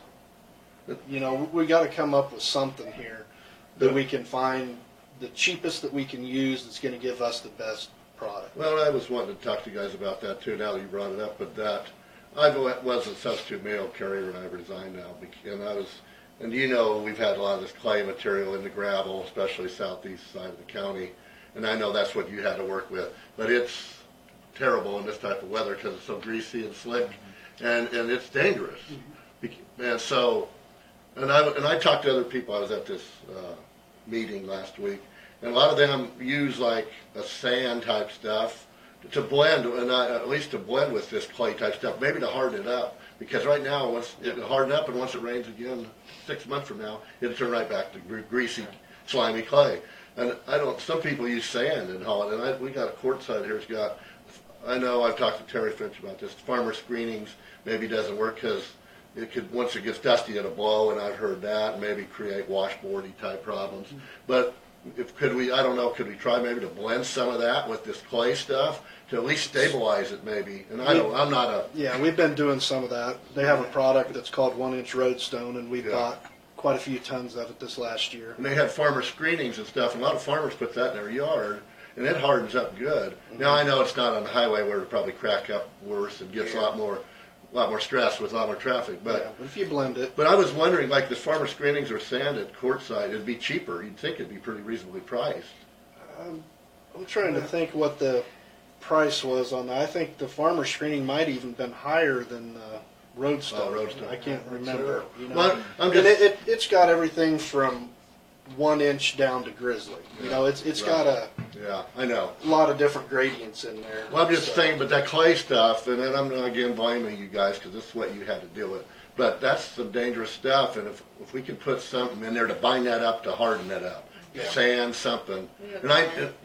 and I know Quartzsite rock is very expensive if you get the really good stuff. So I know. What, Yeah, pure rock is Well, $675 a ton is what it is. for what? For the farmer's screening.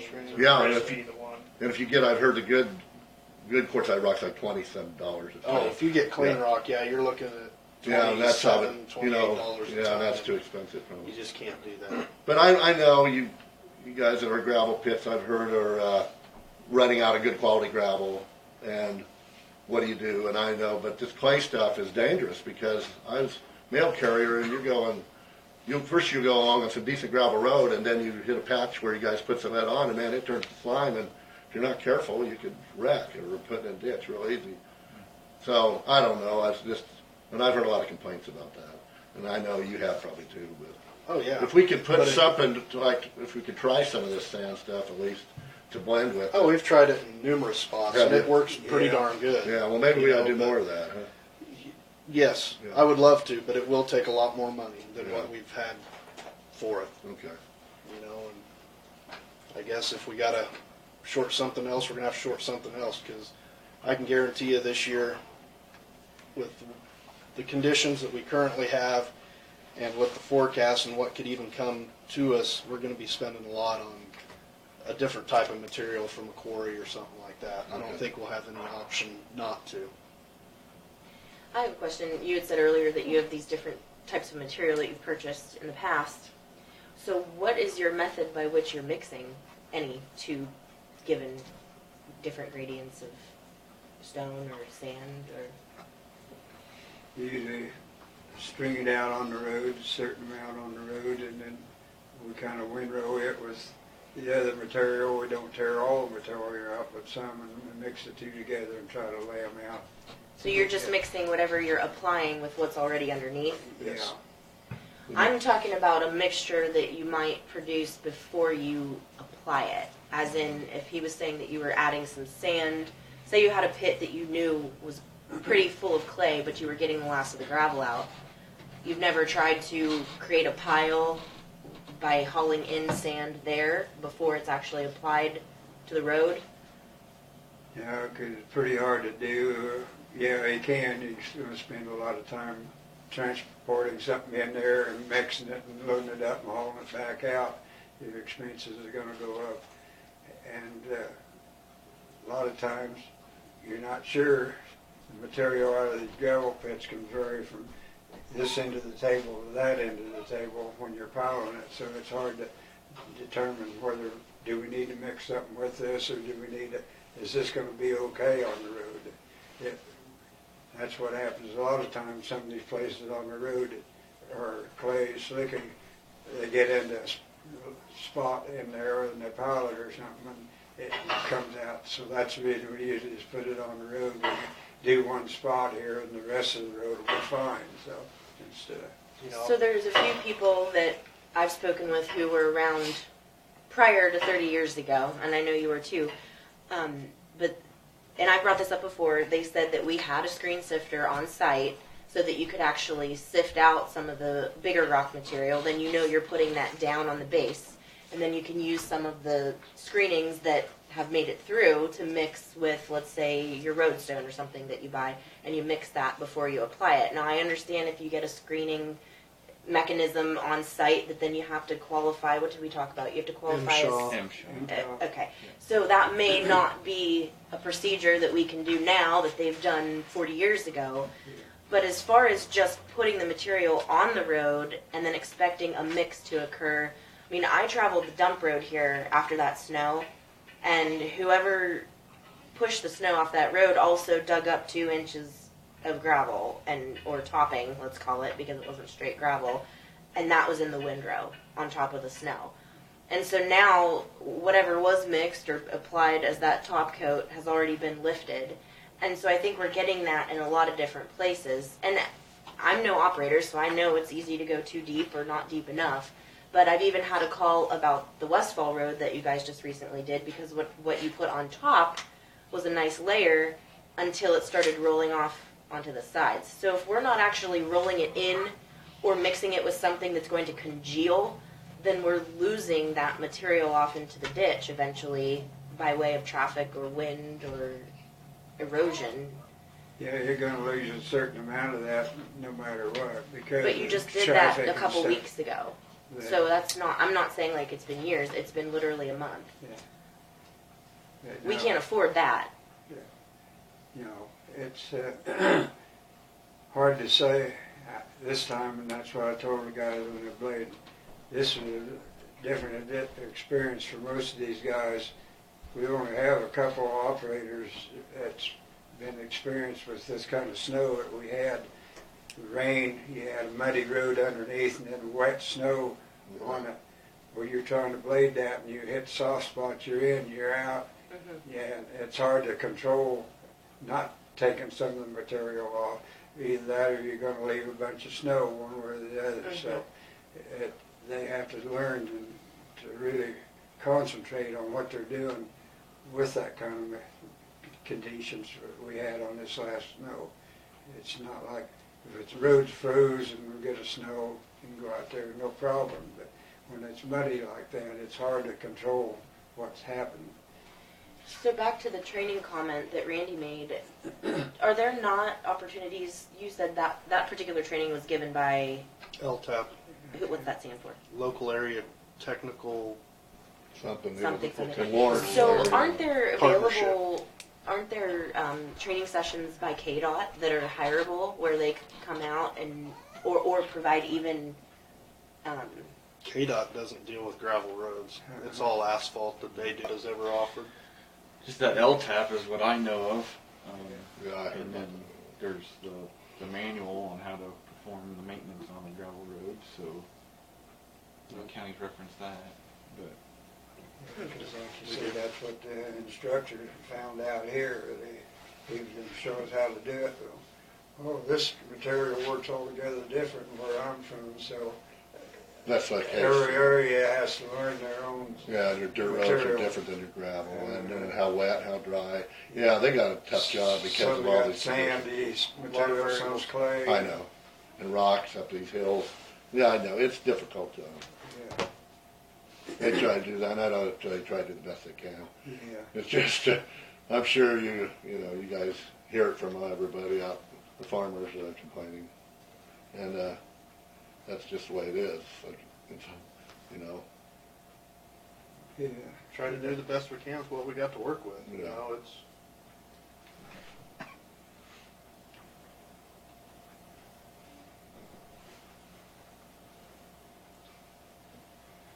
Well, do you want to sure. educate us on some bridge? Yeah, so I've got three things. I've got the vinyl bridge inspection report for you guys. I've got a stone masonry arch map that you wanted. I promised you I'd get you that, so I got that. Awesome. And then I have 120th Road south of Vesper, some analysis we did on that. Is there any particular thing you guys want to do? You want to do 120th, then go to the bridges? Yeah, let's start with the road. Okay. And how far down did you go? Did you go from 18 south? So we looked at south of Kiowa Drive. Well, where after the black Yeah. shop? Right here. So I think a gentleman had, and when it was last month we went and looked at it. A gentleman came off the edge of the road, and went down, and looks like he wrecked his vehicle down and went through the fence. So Michael asked if I could kind of look at possibly what we could do to fix the near vertical four slopes, I guess, on the shoulder. So typically, when we design something, we do like a 3-to-1. So 3 foot horizontal for 1 foot vertical. So that would taper it down, and if someone puts a wheel on the side, they can recover. So typically that's some design guidelines. So these are pretty much like a 0.5 to 1 or 0.2, so these are pretty steep.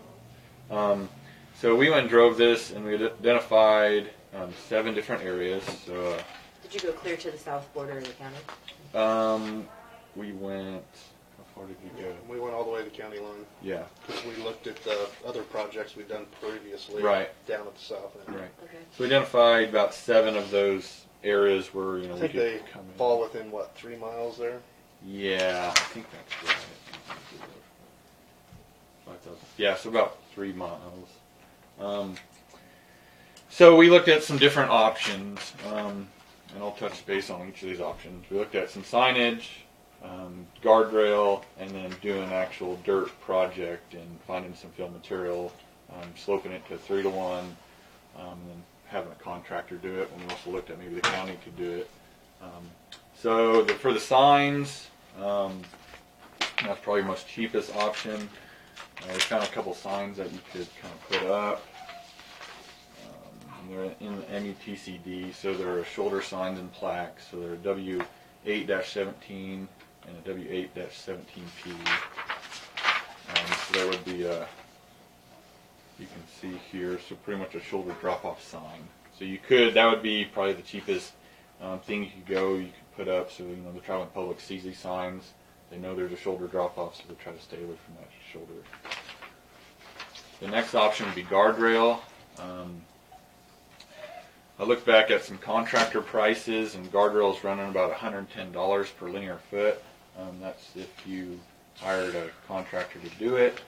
And then each of the end sections, so if you put up guardrail, each of them have to have an approved end section, crash-worthy, and they're about $3,000 a piece. Just the end? Yep, just the end terminal, that would be there, so it's crash, so it's tested with crash data. I know some of the fishtail ones, they're not really, they kind of stay with the vehicle. These, get away from the vehicle, and so you don't cause any damage to the people riding in it. So you're looking at, so we looked at, I did prices for 1 and 2 together, and I did prices if you did all 7. That's on just the guardrail this time, right? Yeah, so 1 and 2, just the guardrail. You're looking at about 2,800 linear feet of it, so about $320,000 of guardrail. Just to fix 2 sides. That would be just 2 sides on option 1, or area 1 and area 2. So then I also looked at if we hired a contractor to come in and potentially pull some fill material, come in, reshape the 4 slopes to get them to that 3 to 1. We'd have to remove and probably get some temporary easements and put the fence back. I looked at costs for that.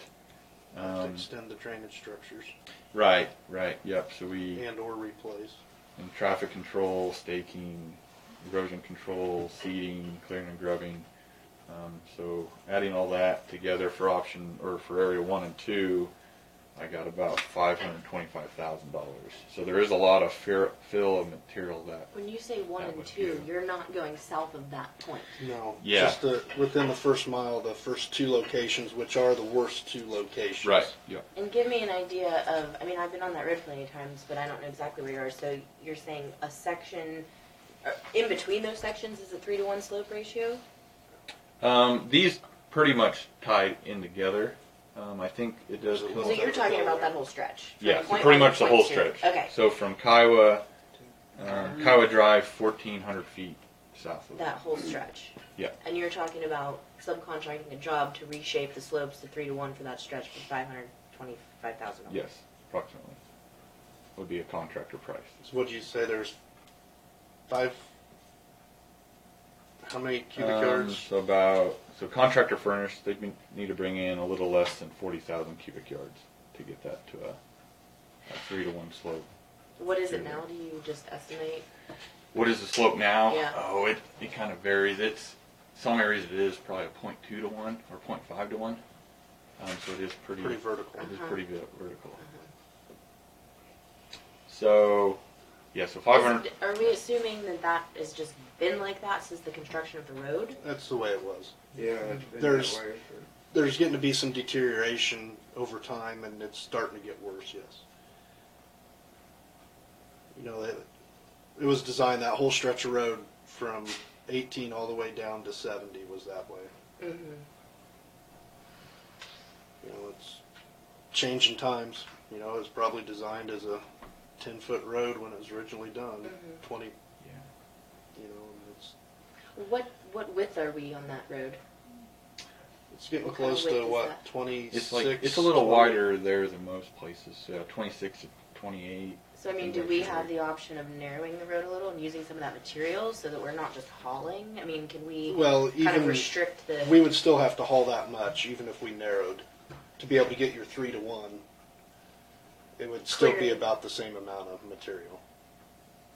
I don't think it would vary if you narrowed the road up by much, if any. What are we on a standard double passing road like that? I mean, if 28 and 26 is wide, what's 24 is what we 24. shoot for now. so you, Yeah. okay? Some will So be you narrower, potentially some have will 2 be a feet on little each bit wider. side of ability to narrow it. Potentially. Now you're looking at what? No, not very many cubic yards. Right. And being that road is wide all the way through there, being a FAS route, I believe the public will do some complaining for narrow stretches too. But you know, that whole road over time has widened out some. It could be narrowed up, but you know, it's a systemic project to do. It's not like we'd go in there and go from one end to the other, narrowing it up, pulling ditches and everything. So that's another thing we talked about, because you're aware of the high-risk road program, and we've applied for minor collector signs. So we were talking, and Michael's like, well, could we apply into this program and maybe get funding? And you know, if you get selected, KDOT would pay for 80% of the construction and then all the inspection. And then the county would have to pay for the design and the survey, and any temporary right-of-way or anything like that. So we looked at it. I called KDOT on it. They like systemic projects, so systemic being throughout the whole county. That's why the signs are a big popular deal with them. So this would be a non-systemic, so like a corridor project, and you would need additional accident data, crash data. So if anyone's wrecked, if this gentleman filled a police report out, anything like that, we could talk to KDOT and maybe the sheriff and maybe get some of that data at this location. So this question is more for them than you, but where else are we having this similar issue, just going off the systemic idea? I mean, where else do we have a majorly traveled road that has that kind of a... an issue? The same concept there that we're dealing with, like needing to reshape not just the shoulders but the ditch. We fixed And a few over the years on the Barner-Beverly Road, and then we did one down on Apache after some flooding when it finally sloughed away on us. Boy, I'm trying to think of anything off the top of my head. Nothing's jumping out at me on it. And obviously not our back less traveled roads, but just more of the main throughway. Yeah. I mean, I know we have a few big ditches there just west of the school in Sylvan. As soon as that turns to dirt, I mean, it's not many, but a few. So you're thinking about systemically, we have these issues at these locations, and applying to that. Okay. So then, It'd be a big project. yeah. So I talked to Bill Legge. He's in charge of the high-risk road, and so I asked him, I was like, what if we apply with this project and also our minor collector signs? And he says, don't do it, because if you apply for 2, you lose a point. He said the minor collector signs is actually sitting really high, so he foresees it getting selected. I mean, if you apply for this, you're going to bring it down a point, and you're going to hurt the chances of getting selected there. You remember the local road safety plan that we signed up for? He said the best chance would, when KDOT comes out and does that local road safety plan, to tell them about these issues along these major collectors, so we could give them these maps, and then they'll evaluate these even closer and then identify it as a potential project in the local road safety plan. And then you could use all the data that they put in the plan and then apply and potentially get selected. But that would be years down the road. That's going to be 3-4 years. I'm just going to say, I mean, we don't have the finances to invest in something like that, nor do we have the time and manpower to take it on ourselves. I think more of the issue, I understand what you're saying about the slope. I mean, it'd be nice to have that correct ratio.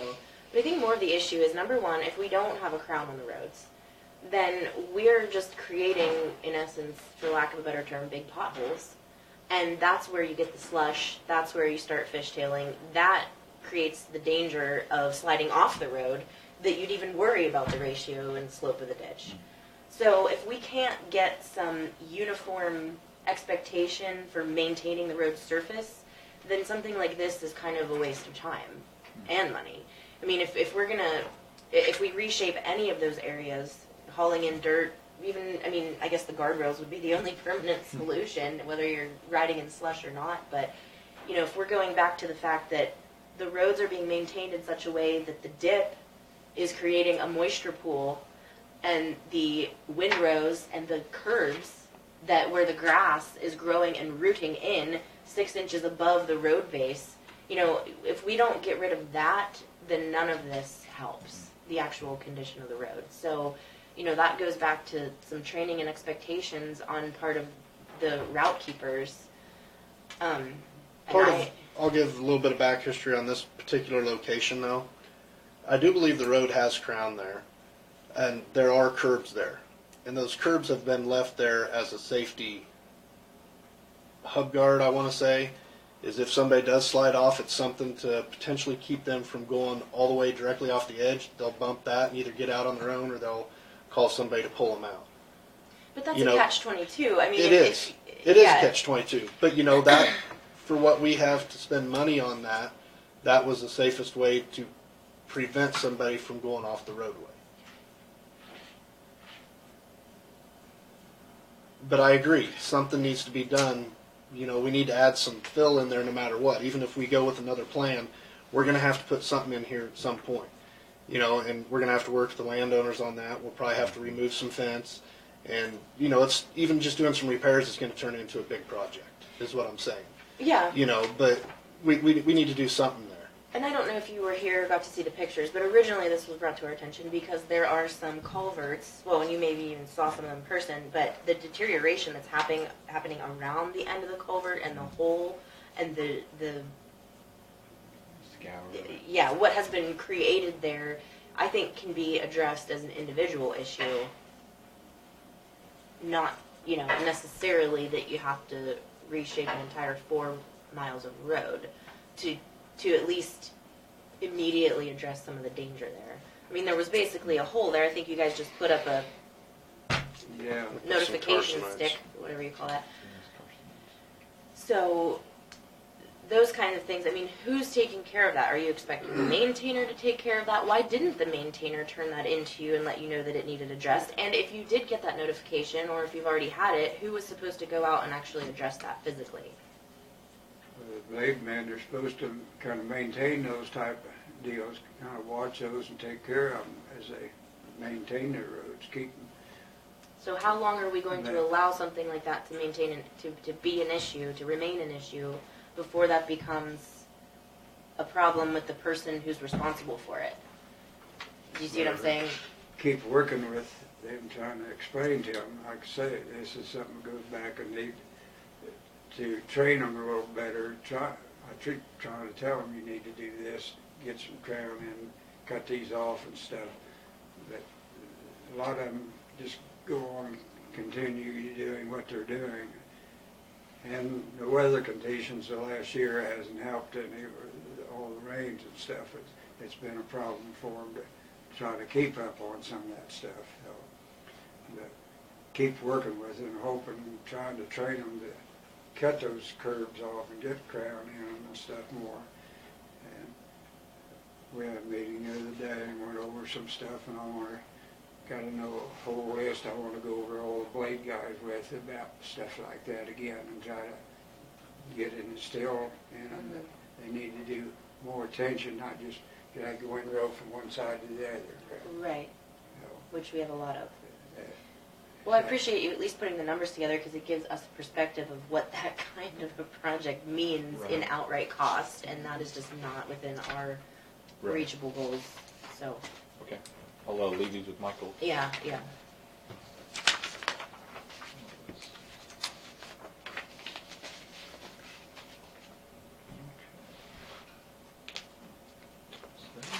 Okay. Got a little time left. We got the vinyl bridge inspection report and a couple maps.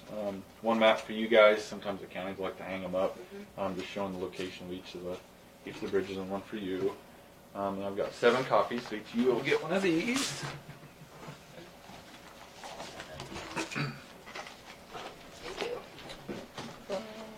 Thank you. So how much time do we have? Do you want me to just kind of hit on the hard data and kind of explain it, or do you want to go through page for page through this thing? Well, we're a little pressed for time. Okay. I think maybe you could give us an overview of what we need to be looking for. Okay.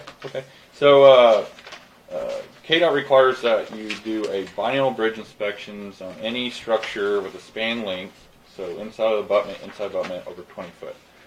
So this report has all your bridges in it, data that we took when our inspector, Dennis Weaver, he's our certified bridge inspector, when he was out inspecting them. It's got all that data in it. So the first, like part 1 just goes and kind of describes why we're doing this, talks about the naming system, goes into, talks about bridge length, year built, talks about the sufficiency rating, and then classification of the deficient bridges and all that stuff. And then it goes into like the rating guidelines. So those are the guidelines that we use. I'm sorry to interrupt. Does this still include the closed bridges? Closed bridges, if they've been removed, this is everything that's still on KDOT's inventory. As a bridge number. That has a bridge number. So if it's been closed and they're removed from the bridge inventory, then no, it wouldn't be included in this at all. So, for example, Michael, like the one just south of 65 that goes over Wolf Creek there that has been closed. I think it's 69 here. Is that a permanent closing, or how does that work? I believe that has been Removed? I'm pretty sure it has. Okay. Guess we can look at the map. That's all right. We don't need to spend a lot of time. I just wanted to know what, Well, if I look one up. 69 is on here, yeah. So who It deems has it not. officially that's what I'm saying. Like if we know that it needs too much repair, that we can afford it, etc., we put closed signs. But when does it become closed to And then something also like this versus closed because we haven't gotten around to it yet? I believe that's always went through the commission, I believe. Okay. You know, it's discussed and decided upon at that point. You know, if you don't see that we're going to have funding or time to replace a bridge within the near future, you know, why spend money on the inspections and Yeah, stuff like I understand that. Okay. Yep, and then there'd just be some pictures with closed signs, and then you'd send those to us, and then we'd send a request to KDOT, and then we could get it off the inventory. So let's just jump back to, let's go to the tabs, the bridge number tab. Just jump right into the heart of the data here. So these are all your bridges. The first couple of sheets are all the bridges sorted by the LPA bridge number. So you can see RS10, RS20, those are sorted by the bridge number. And so it's got the bridge number, the facility carried, the feature intersected, the structural description, or like what type of bridge it is, the length, the year built, the ADT, or average daily traffic, the sufficiency rating. There's a calculation that you use, all the ratings that we give it, it figures in ADT, and all that stuff. It comes up with their sufficiency rating. And then the classification of the bridge.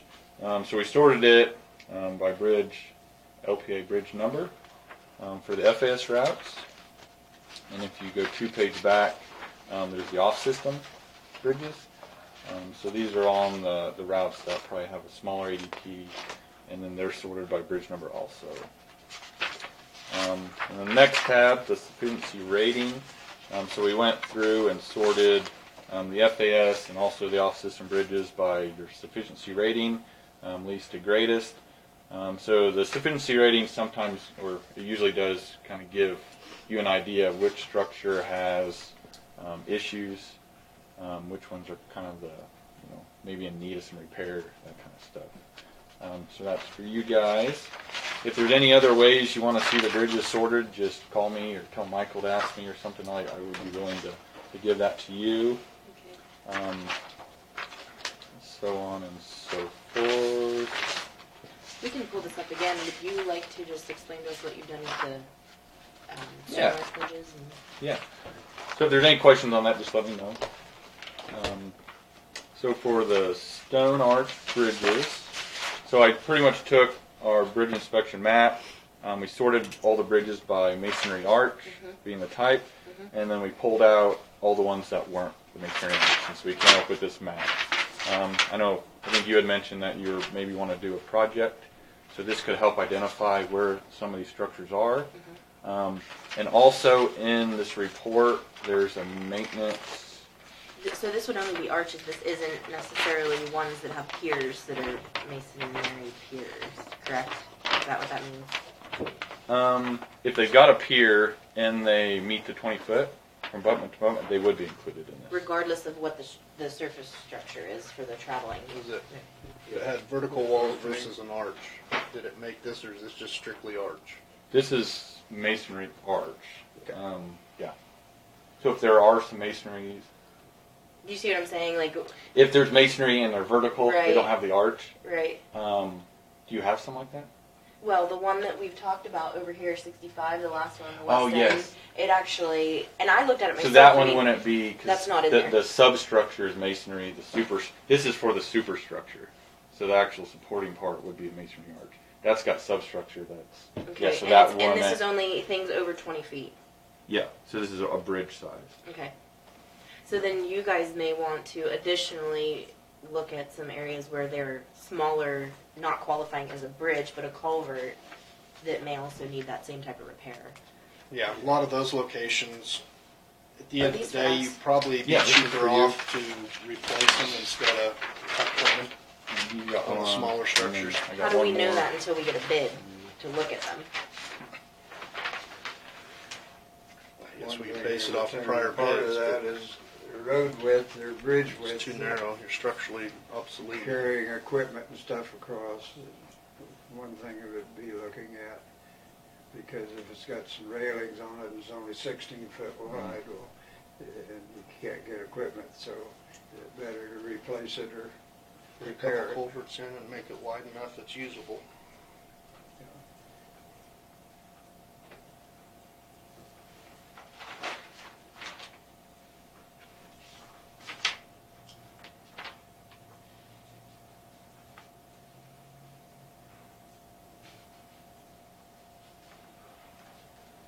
Culverts would probably be cheaper than repairing the bridge, right?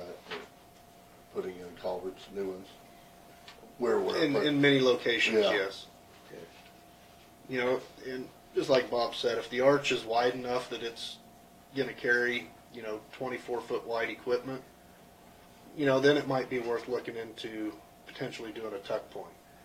But, if you're a 16 foot roadway, my end of the job, it's difficult to put $5,000-6,000 worth of repair into it when you could put $7,000 or less and put something that's going to get you out to a full road width, and it'd be more usable. I think it probably depends on what quantity we're talking about. And for example, just under the paved road south of Sylvan to the interstate, there are quite a few stone arch culverts that you're not going to justify digging up the pavement to replace, rather than just getting someone in there who's a mason to fix the ends that have deteriorated. Some of that that I think needs looked at. Oh, yeah. Every location will be different. Yeah, it'll change every location. So what we need then on this map is a rating of which ones need what kind of thing, so that we can even tell someone where they're going to give us some bids. Right. Yeah, and then in the back of this report, we did develop we call it like a maintenance list. Okay. So some of these, I think our inspector did make a note that, you know, it'd be good to add some grout or duck pointing or something. So we were talking earlier, we're thinking maybe you could look through those and find those structures And that right. need it, and then identify which ones, and then maybe do a project. Yes. Um, Well, here's one I just off the, OS 25, tuck point stones.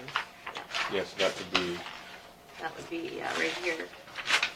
Yep, so then you can maybe identify, using that tool. yep. Okay. I think we can definitely go over this information again. Thank you for that. Yeah, if you have any questions, don't be afraid to call me. I don't mean to rush you out, but we do have some waiting appointments and we're running Okay, a little behind, but Yep, I not a appreciate your time. Yeah. And maybe when we see you next month, we can go over this again, just as part of our, we'll schedule you in, for maybe an hour. And Okay. And Michael, sometime I want to get with you, I'll get your number or something, just visit and your whole department and stuff, and all you guys. Okay, Sounds good. Yeah, you're great. thanks. Yes, sir. Thank you. Thank you. Have a good week. Hope the weather will let us have a good week. Yeah. I apologize. Always positive, aren't you? Steve, if you're ready, we'd have you. Two more. Come up. You want both these or? I don't know, standing between dinner and you guys, it'll be good. I'm trying to make it short. I see you're running behind schedule, so somewhat behind anyway. I guess I'm back to inquire about a gravel road up to my lodge and my son's house. This is a resolution. I'm sure Mr. Wallace and Alexis have seen the resolutions that the county has in place.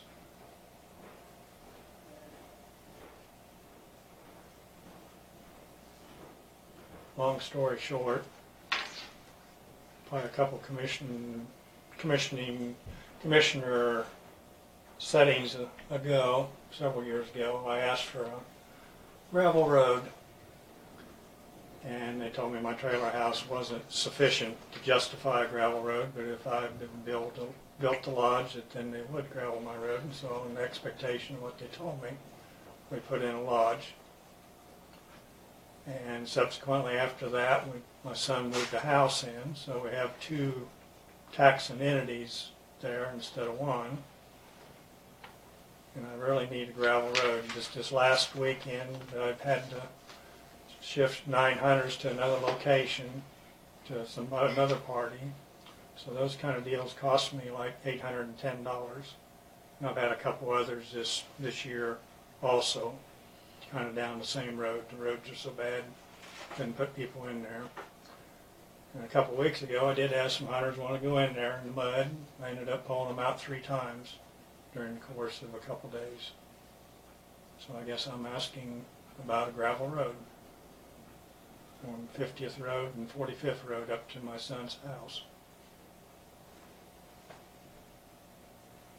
How long would it be? How many? Approximately 2 miles. It's 1.5 miles to 45th Road and about a half a mile around the curve.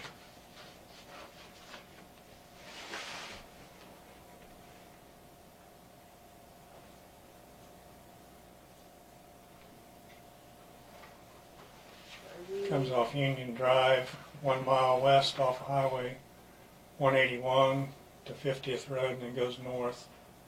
Here's right here, right? I guess. Yeah, because this is that 45th. Okay, so here. And it just also wouldn't just benefit me, it'd benefit my couple of my neighbors. Jay Barksdale has a hunting concern there, and he needs to access his property, and Lauren Heller's property line runs along there for 1 mile too.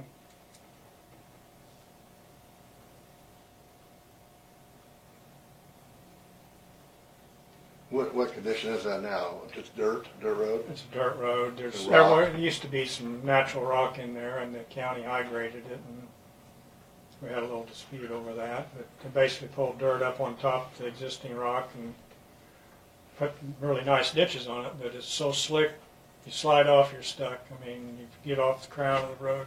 It does have a crown. You get off that edge of that road, you're done. You just slide down into the ditch, and there you are. whenever it's muddy, I avoid that road because I know it's hazardous, and I go the other ways where I know I won't get stuck, but I just gotta plow to get there. I'll give you my position on it. This is in my district, and I feel that I'm elected to advocate for my citizens and my taxpayers. I supported his request, and we talked about how to share the cost, what that may entail. And I was told that previously, up through the 80s, that the county would do all the maintenance work and that the taxpayer was going to, I think, I don't want to misspeak. However that was set up, the taxpayer was either paying for just the hauling or the gravel and the hauling. That's the old resolution right Okay. there. So this is dated 1983, and it says it shall become the policy of Lincoln County to provide the following services in graveling a road to a new residence where no gravel exists, which that qualifies because now he has a house and a hunting facility. The county will push and stockpile gravel in a mutually agreed upon pit. They will load the gravel, they will spread and lay the gravel, and pay royalty to the pit owner. I suppose that's what that means. The landowner will be expected to furnish the trucks, which I assume because we didn't have hauling trucks at the time, to haul the gravel and assume the cost thereof. Or we didn't have extra trucks in the game, that's what that means. So at that time in 1983, the landowner was paying for the trucking of the gravel, and we were paying for the gravel, collecting it, and spreading it. And then this new resolution, that was 1983, this one is in the year 2000. The way that this reads to me, it was to alleviate the burden of the cost to the landowner. It says, Lincoln County Board of Commissioners recognizes the need to encourage and promote economic development within the boundaries of Lincoln County. We are a board dedicated to the enhancement of our community through increased population and improvement of county infrastructure and other means vested within the powers of the board. Now therefore, be it resolved, the Lincoln County Board of Commissioners on this 28th day of March 2000 to rescind this unnumbered resolution, so they got rid of it, providing for cost distribution and providing first-time gravel to a new residence. And they further resolve that they shall review each request for road improvement based on the merit of the request and formulate a decision on a case-by-case basis to encourage economic development of rural areas in Lincoln County. It's very vague. I understand that, and we can interpret it multiple different ways. What we ended up discussing several different times when Terry was on is the split of the cost, and there was a proposal, I don't remember what my motion was, 70-30 to the county or something like that, and Mr. Wallace motioned 90-10, and that passed, that we were going to split the cost of the total project, 90% to him, 10% to the county. That was the last time that we made a motion and it passed, and we had some sort of agreement. And then we had a discussion where we proposed that the county would go in and prep the road, and then Mr. Schneider was going to work out the gravel situation for himself. At that time, he came in and he expressed that he was not satisfied with the work that the county did because he had requested specific regions be re-graveled, and he was going to leave that rock shelf on the hillside. There's a hillside going down into the dip where the driveway, or where the 45th starts up to his driveway. And so there was a dispute there over the way that the work was done. I don't feel that it's been resolved. As I said, I think that my position is to encourage that growth. And since we do have a new residence there paying taxes, I felt that we were justified in spending more than 10%. I guess I'm not sure what your proposal is at this point. Well, I've been out there to look at the site. Any idea what it would cost the county? Do you have that in the folder? I don't have that on me today.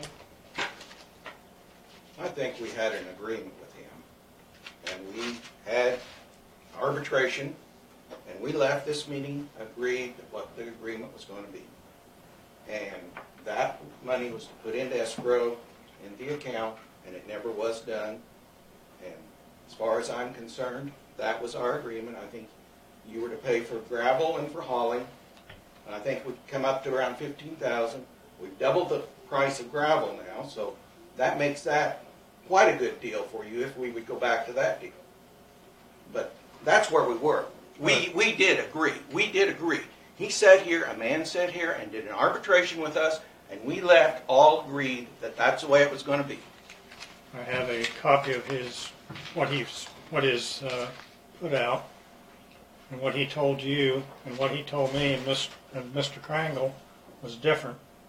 And when he wrote it up, it was different than what the written agreement was. Okay, and that your problem is with him.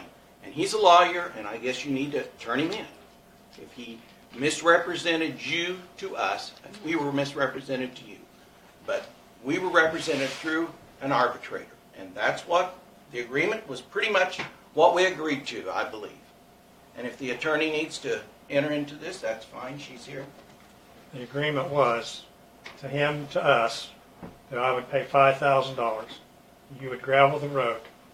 I would put $5,000 in escrow, in an escrow account, not just period, an escrow account, and you would spend $1,000 of that every year putting new material on. That's what he represented to us. And when he got the written thing, that's the reason I didn't follow through, is because it wasn't what he told us. I don't know what he told you. Do you have that? I do, What he wrote up. somewhere here.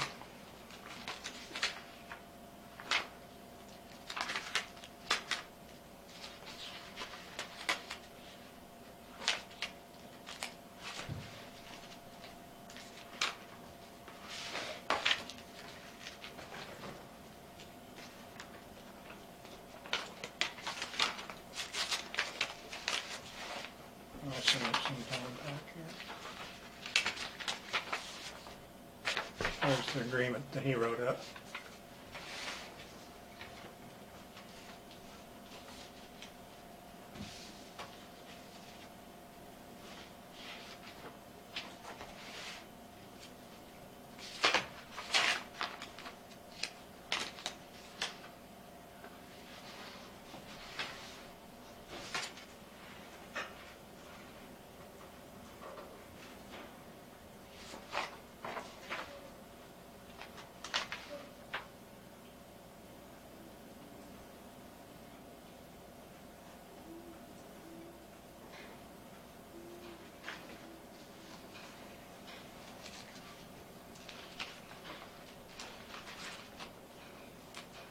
It was brought up at one of the other meetings, and the question was asked if it was within the budget to grade the road, gravel the road, and the answer was yes, it was within the budget of what the county does every year. So then it came down to the cost of gravel, and I asked what the cost of gravel was, and they said $1 a yard at that time. I said I would buy the gravel. Subsequently, they recalculated distance of hauling, the digging, the hauling, and everything, and it come up to, I don't remember, $17,000. And then that was the cost of grading the road and putting in a new culvert or two on that road for drainage issues, which needed to be done anyway.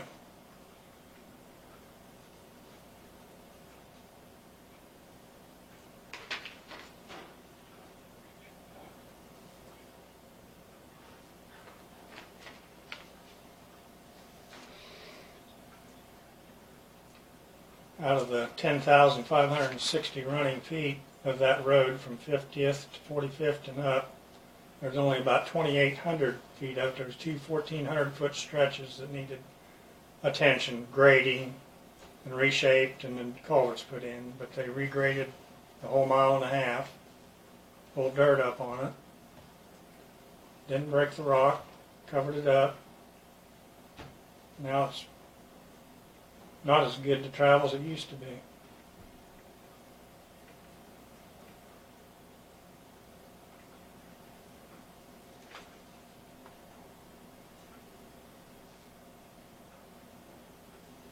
There now is a gravel pit within about 1 mile of 50th Road right now, Zakozy. recently purchased and opened up a gravel pit there. So it's very close proximity to a gravel pit. Probably not the best gravel in the road, just like all the gravel, and a lot of clay, but some gravel.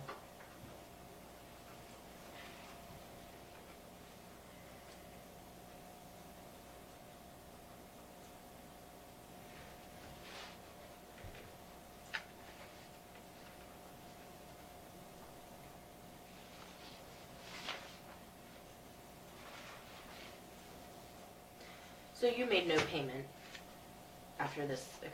No. It does say in number 2, the money advanced by Mr. Schneider is to be used specifically for this purpose on an as-needed basis, which would be just to those particular roads. But it didn't have the language that he told me, and I was like,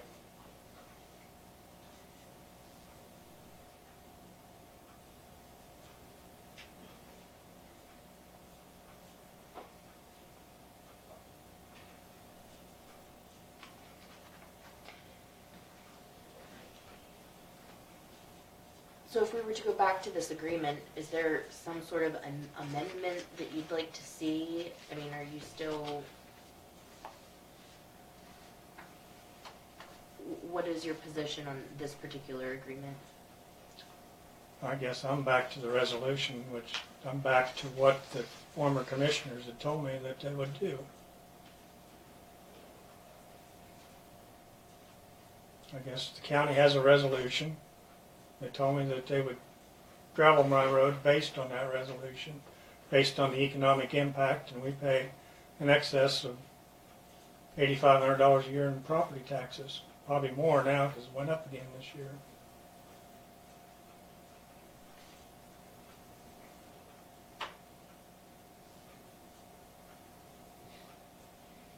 Oh, well.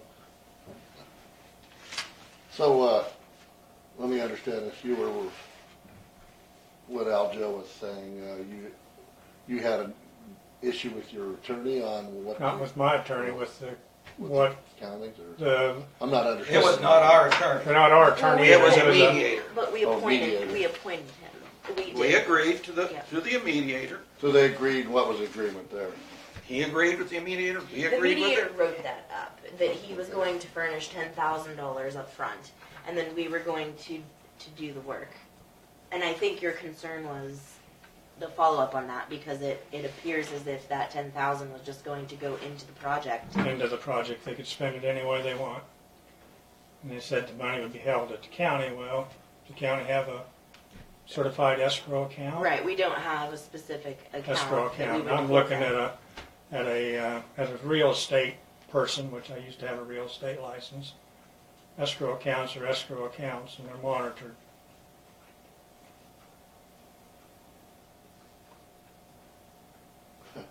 Well, what do you suggest? I'm still not, I'm still kind of confused here, based on the prior deal, what they're requesting now, or what Steve's Well, requesting now. I'm going to start at the top and say I think the biggest problem is our resolution. We really need to, I mean, and I said this last year and we've done nothing about it, but we really need to redo that. The resolution in 1983 is very specific. It says we will do this, the landowner will do that. The new one that's been adopted now for 18 years basically says it's all wishy-washy. And I feel like that's why we've been cornered into this position to try to cut a deal. We paid $1,200 to a guy to write up 2 pieces of paper. You know, we need to be more specific with what we say we will and will not do.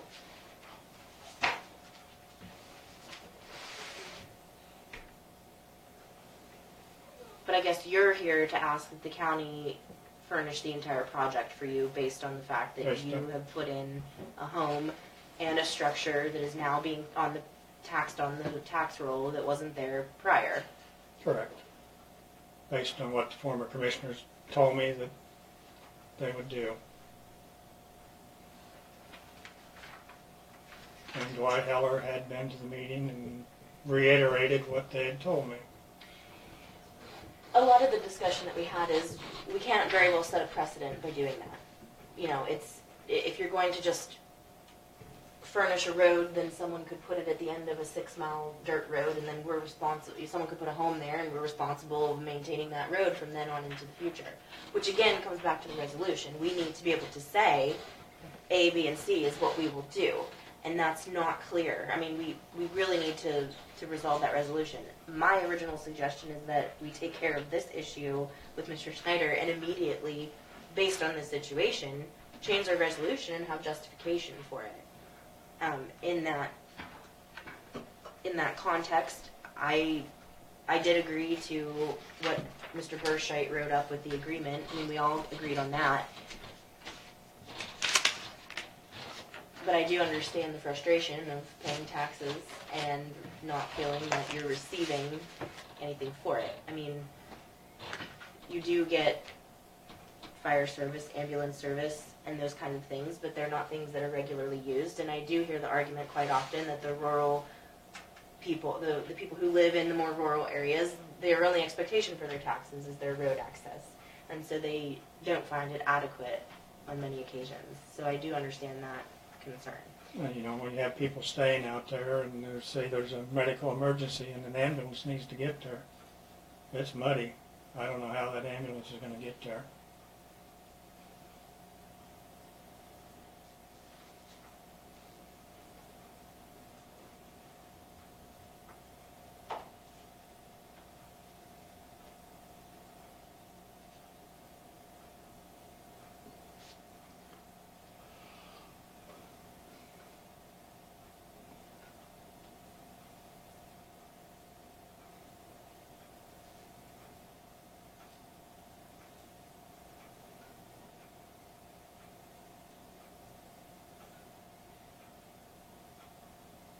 So what would you think to do? I personally don't really want to, my opinion, is to prove anything today. Because I'm not sure I totally understand what's all going on here. We have the original resolutions. We have Mr. Schneider with his earlier deal, where you had 70, 30, 90, 10. You had a mediator. And now we have him coming back one. So we got all this going on at once here. So I don't want to make any decision today I agree with about that. any of this. That's where I'm at. Would you be interested in just reading through the historical documents there at some point to get yourself up Yeah. to speed, and then maybe we could deliberate on what? In the future. Yeah. But I don't want to do it. Personally, I don't know about, speak for you guys, but that's where I'm I at. understand that completely. Would you be okay with giving him some time to get caught up Absolutely. so that he can? And also, you was before ready to do with this mediator decision. Well, that mediator decision, that would have been in advance of that right there. No, that was before this, okay. And now since this has happened, you're not wanting to go back to that type of situation? Not to go back to that situation. Yeah, okay.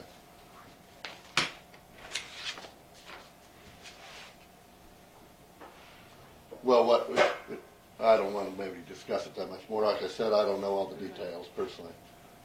And I don't want to ask questions that I don't know what I'm talking about, so Right. better not. And we have the files that have some of that information in it, so maybe Don could pull that up for you in the next, maybe you could Okay. give us a couple weeks so that he can read Okay. everything Yeah, he let wants me- to read. All right, I'll Go come back over in a this. couple weeks. Yeah. Okay. Thank you. Dede, we have you on the schedule here. We're about 15 minutes behind. Oh, no, I'm sorry, we're half an hour behind. Go ahead. I'd just like to request to have a 5-minute executive session in reference to what we spoke about last week with the disciplinary action. The board, did we go in with you at? It was a transportation bus board. Okay, okay. I have some other things, but they don't need to be discussed in executive session. But that thing does, the one thing does. Okay. So that one is specific to the bus board? Okay, and are you just requesting? Please. Okay, I just have an update. okay.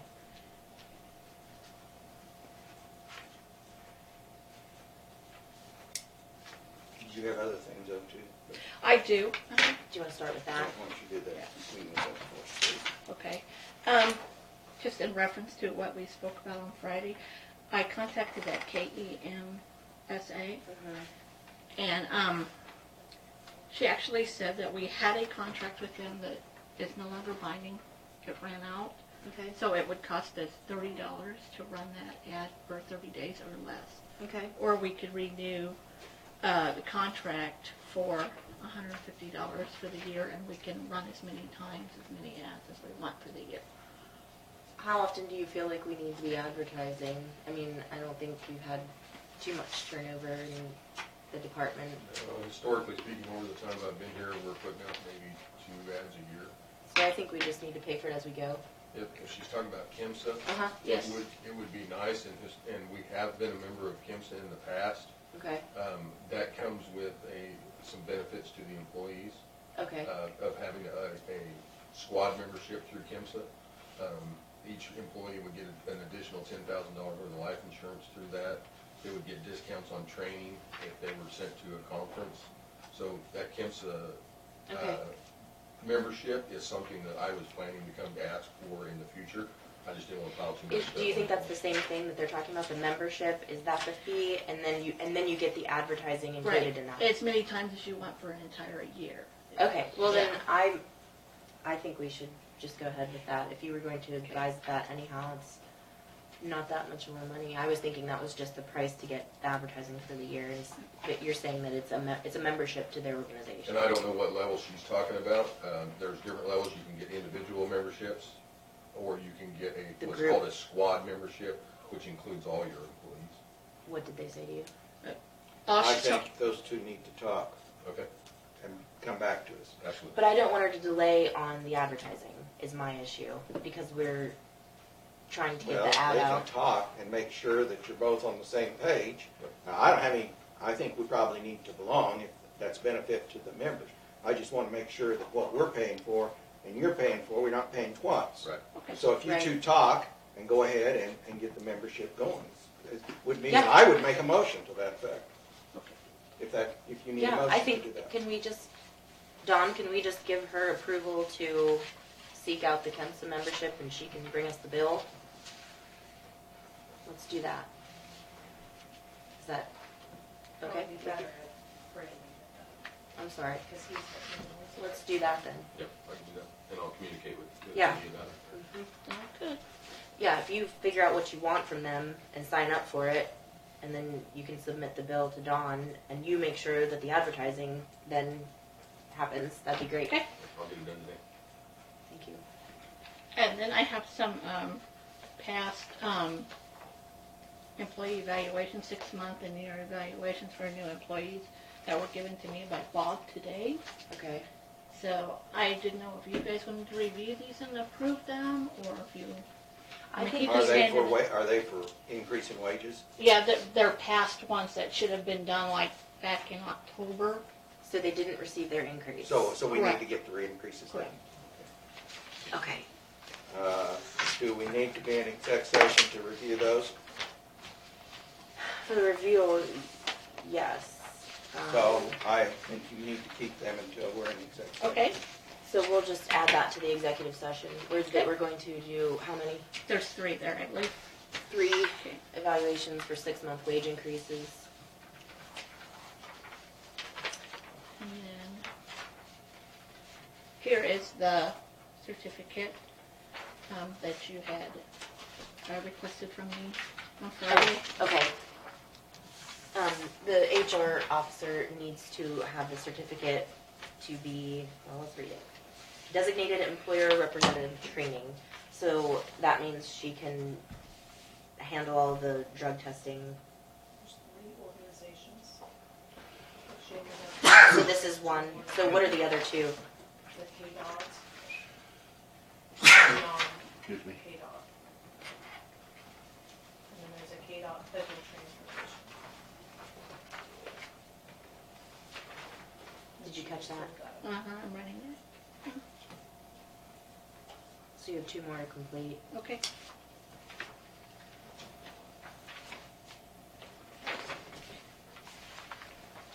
And then this is just kind of, since you guys are basically my supervisors, I just wanted you to know about that.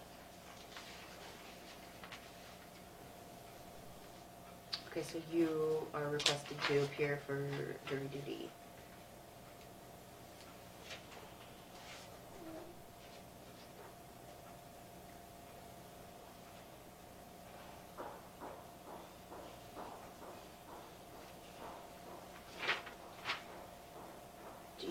Would you like to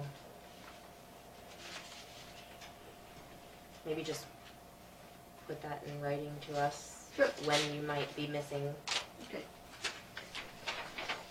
And then I have. That way there's a note in your own file, since you're the one that keeps track of people's time. Correct.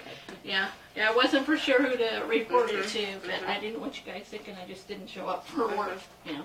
And then I had a question on this, but I think maybe we probably should ask that in executive session. The job descriptions? Yeah. Is that what you're pointing at? Okay. Yes. So that's it, aside from the executive session. Okay. So let me get this straight here, what we're going in for. We have 3 evaluations for 6-month wage increases. Thank you. I don't think that needs to be an executive session, what you were just pointing at. Okay, I just had a question on it.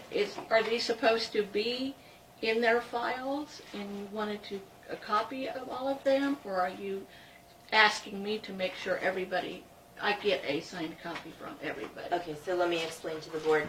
In one of the classes that I attended for HR training, they said that the best thing you can do is keep each employee file completely up to date, and anything that they are agreeing to as far as being an employee needs to be signed.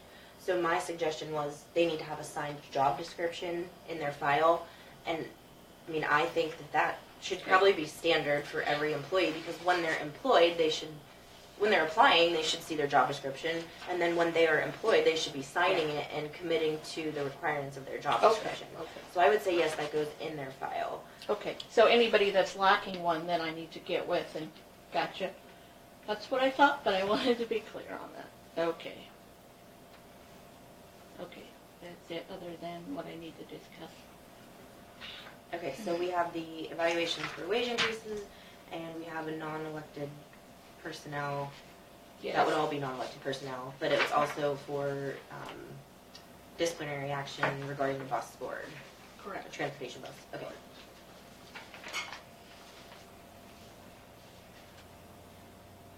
Dawn, do you need me to read out the statute? That's awesome. Technically, yes, that, Okay, helps. Gotcha. All right. I move to recess into executive session for 5 minutes for the purpose of discussing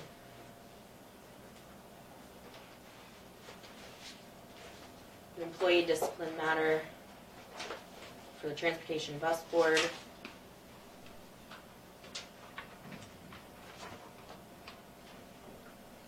And I don't think we can do 2 things in exec session, so 2 different things. Okay, well, I think we need one for each one. well, they're both under non-elected personnel. I mean, I have no problem separating it. That's I fine. think they need to We'll be do 5 minutes for the employee discipline for transportation bus board. Pursuant to KSA 75-4319, 2B, number 1, to discuss personnel matters of non-elected personnel with the commission and HR officer. can you actually name who is going to be present? So I Oh, I'm can- sorry, Alexis Flood, So you don't have to name yourself, but your guests. Randy Lohman, Aljo Wallace, and Dede Case. I'll second, I have a question. Sure. Have we been too specific that the employee can be identified?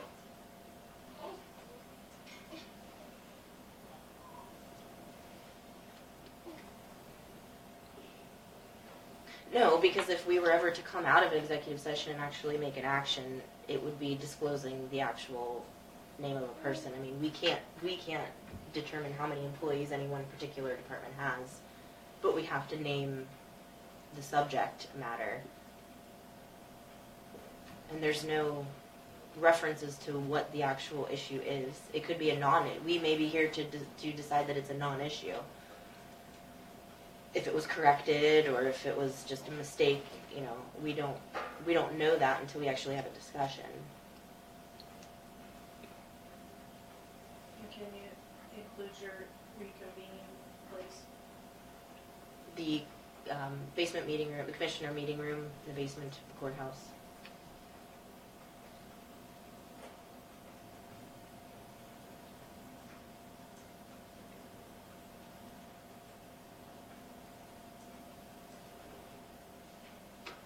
I understand your concern, but I don't think we can differentiate how many employees are employed by any one particular agency that we're overseeing or organization that we're funding. I guess my question is if we could just leave it as employed. That it was necessary to name the department. Oh, the department.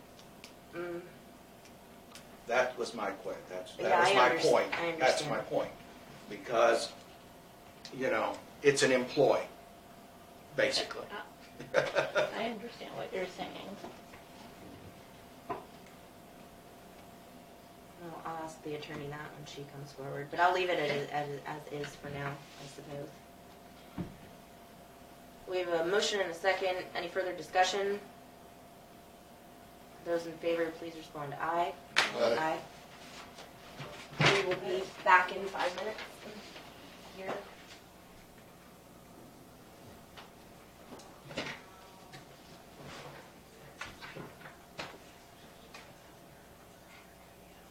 Okay, I move to enter into executive session for 5 minutes for the purpose of discussing, to review, for the purpose of reviewing, I suppose, employee evaluations for 6-month wage increases pursuant to KSA 7543-19-2B. Number 1, to discuss personnel matters of non-elected personnel. Are they all 6 months? Or is there a year? I think one of them is a year. I didn't get a chance to read them. I just handed them to me when they walked in. Oh, I gave them back to you. Oh, did you? Dawn, an edit. Just increases. Evaluations for wage increases. Thank you. Do I have a second? I say. With, Oh, I'm sorry. With myself. I say you don't have to name you guys since you're the board going. Okay, the board and HR officer Dede Case.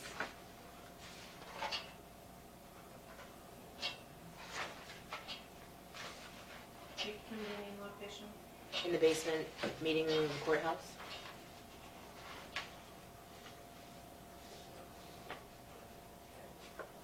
And Aljo seconded. Yes. Any discussion? All those in favor, please vote aye. Aye. Okay, and I have, We're sure about the time, right? The Which ones are 6 months, 6? 12 months. I believe so. I can double check, but I believe I'm right. Okay. I would move that we give Greg Nay a 6-month increase. And I would move that we give for 12 months of service, give him is that his name? Emmett Howe and Colton Panzer a 12-month raise. I second. We have a motion and a second for increase on wages. Any further discussion? effective dates. At their anniversaries, whenever they are. I think. So they're retroactive. Yeah. Yeah, So, you're right. they're not in here, but I can look them up.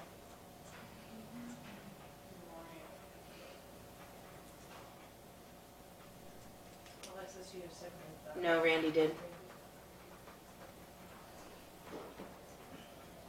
I just need to add that in and stop typing and add that in. If no further discussion, those in favor, please say aye. Aye. Passed. Okay, thank you.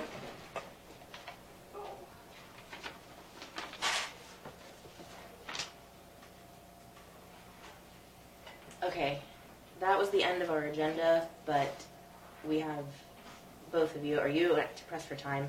I just need like 5 minutes in exact to present some information to you that I've received from Bolson and Siefkin. Are you okay with that? Yeah, I'm fine. If she jumps in front of you? All right. Okay. From Mr. Hay and Bolson and Siefkin in reference to Lincoln Park Manor. Okay. Someone else want to do the pleasure? No, I don't. Well, I move we go into executive session, justification pursuant to KSA 7543192B, and this would be for number 2, right? Yes. For a consultation with an attorney for the public body or agency which would be deemed privileged in the attorney-client relationship. With who And- present? And with the present would be the current commissioners with the county attorney, Lincoln County attorney, And then you have to say, in Lincoln County, or Lincoln Courthouse in the commissioner meeting room. and this blank space above is for correspondence from Attorney Hay Oh. for Lincoln Park Manor. Based on, executive session is based for client privilege with the attorney Hay concerning the Lincoln Park Manor issue. Yes. Okay, so correspondence from Attorney Hay regarding Lincoln Park Manor. Please. You never get the practice if you don't do it. I'll second. Throw me to the wolves. Yeah. Need an attorney to read that thing. Is there any, we have a motion and a second, is there any discussion? Oh, did we say how much time? 5 minutes? Oh, we did not say that. Oh, for 5 minutes, please. Okay. Those in favor, please say aye. Aye.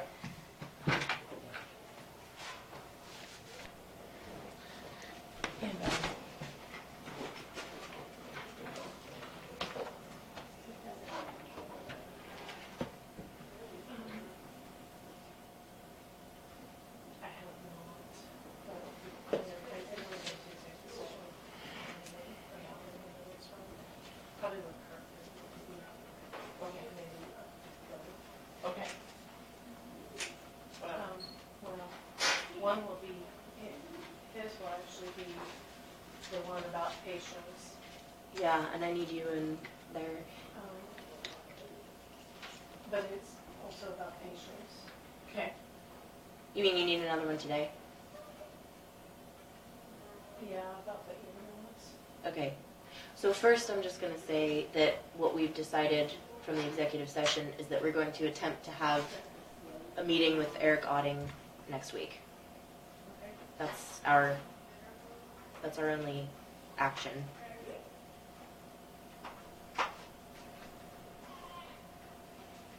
So I'm going to put that you reconvene with no action taken, and then you instruct Yes. Jennifer to arrange a meeting with Eric Gotti.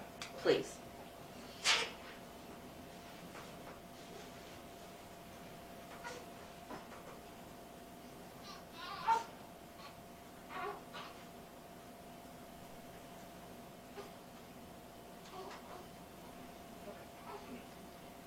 And then we'll do his first. Is that okay? Is that okay? It only needs to be 5 minutes, so. Can I borrow your cheat sheet again? Yeah. I need to get mine out so Well, it's handy. It's buried in I the. stole I'll one put somewhere. it in you guys' staff. I need to just put one on the wall is what I need to do. Okay, I move to recess into executive session for 5 minutes for the purpose of discussing an ambulance bill.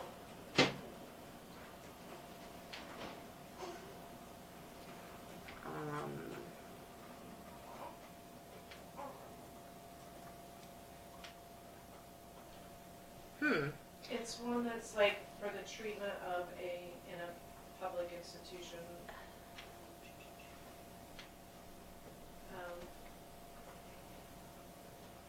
Here, I'm gonna say number 10, KSA, pursuant to KSA 754319 2B, number 10, to discuss matters relating to patients and providers permitted to be discussed in a closed or executive meeting pursuant to KSA 39-7-119G.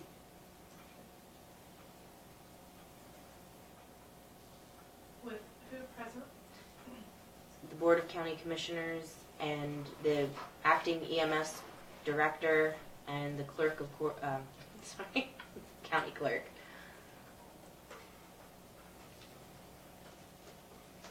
In the reconvening location? In the basement meeting room of the courthouse.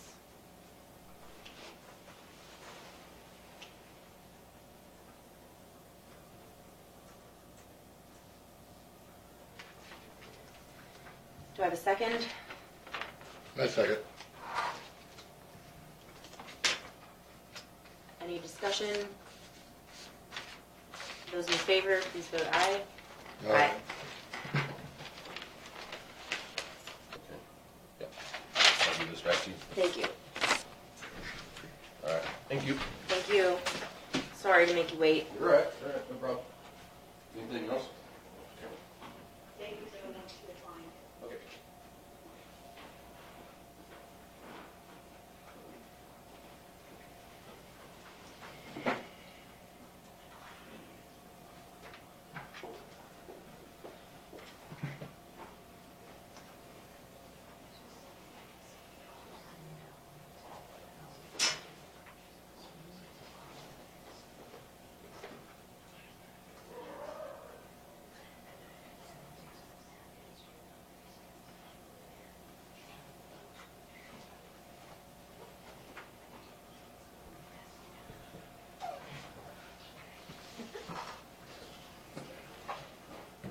I'll just do this quick. I'd received some correspondence from Folston Seafkin on our ambulance reimbursement issue. I had them look at that. I think you weren't here, but they were, to see if it was futile or not, or how we needed to deal with that regarding our reimbursement. I did receive communication that they advised us to dismiss that appeal, that we would not be able to collect any of that money, and they felt like it was a waste for us to continue to do so and accrue continued attorney fees. So I told them that I would let you know. So we kind of exhausted all of those options that we could. We hired the people that deal with that, who are experts in that area. Dawn and I did have a conference call, lengthy conference call, in order to review that information, as well as provide any and all information that they wanted to see. However, that appeal is going to be dismissed. Okay. It's unfortunate. Thank you. Thank you. I'm upstairs now. I'll go eat lunch later. Thanks for letting me sleep. Okay. We have concluded our agenda and done our executive sessions. Do you have anything else that we need to discuss?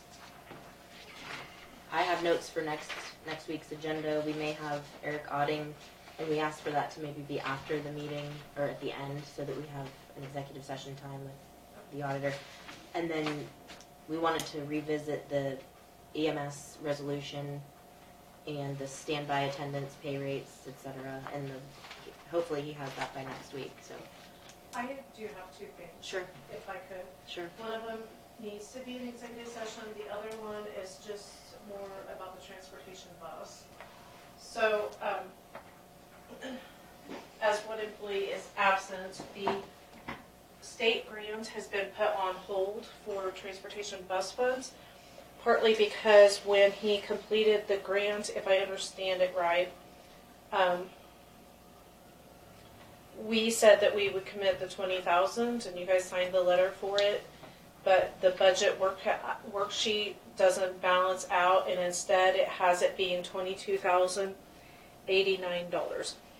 So the easiest solution is if you guys grant another $2,089 towards it, or I contact the Black Cat program people and figure out how we can amend their budget for their grant. But as of right now, they can't be approved until this gets fixed. Are you saying it was a miscalculation what our percentage was as far as what the dollar amount equaled out to, or we're in the hole by 2,000? If my understanding is whatever Jerry put on the budget was that Lincoln County would pay $22,089, but what I wrote in the letter was $20,000, and that's what we budgeted in the county general fund for the bus funds. So the question is do you want to allocate $2,089? It's the simplest fix, and then I send in a new a new letter, or do we amend our budget completely and do you guys have a preference? My question is, who's going to end up doing that work? Because, yeah, why? I'm sure that Paul could help me, but regardless, somebody from the county has to call. And I think, like, what Paul feels like is if you guys approve the $2,089 more, then I would do a new letter, and then it's just a matter of simply attaching the letter that Lincoln County is willing to give $22,089 to the program instead of the $20,000, and then it brings it into compliance and it could be processed on. If you That's don't, the holdup on receiving their funds at this point. yes, if you don't, then I have to figure out how to amend the budget, which I can do. I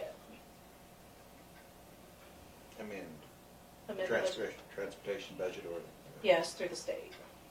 When does that have to be done by?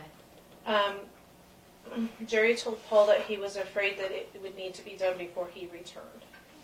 So, and then by the time he come and talked to you, and there was a couple of weeks delay.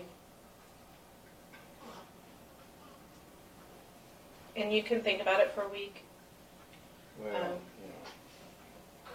we're gonna need money, right? They're gonna need some money to just pay the bills in January, probably, aren't they? Their fiscal year runs differently Oh, than, okay. So do they have the cash? I guess that's my question. they do have, I believe, the cash right In now. Leann's report, it just said they have like current balance 110 of 19 was 9,808. And then we'll be doing half of their distribution here in January, so we'll be doing another 10,000. I'm just not sure, I don't know, I don't remember what their cycle lands on. I don't know if it's July, but I know that Paul called the guy, and the guy said we had a little bit of time, but depending on how long. Do you think Paul is capable of figuring most of that out and you can just assist him, or do you feel like you're going to have to do it all? Because I think that makes a difference. Honestly, I feel like it probably would be just easier if I did it.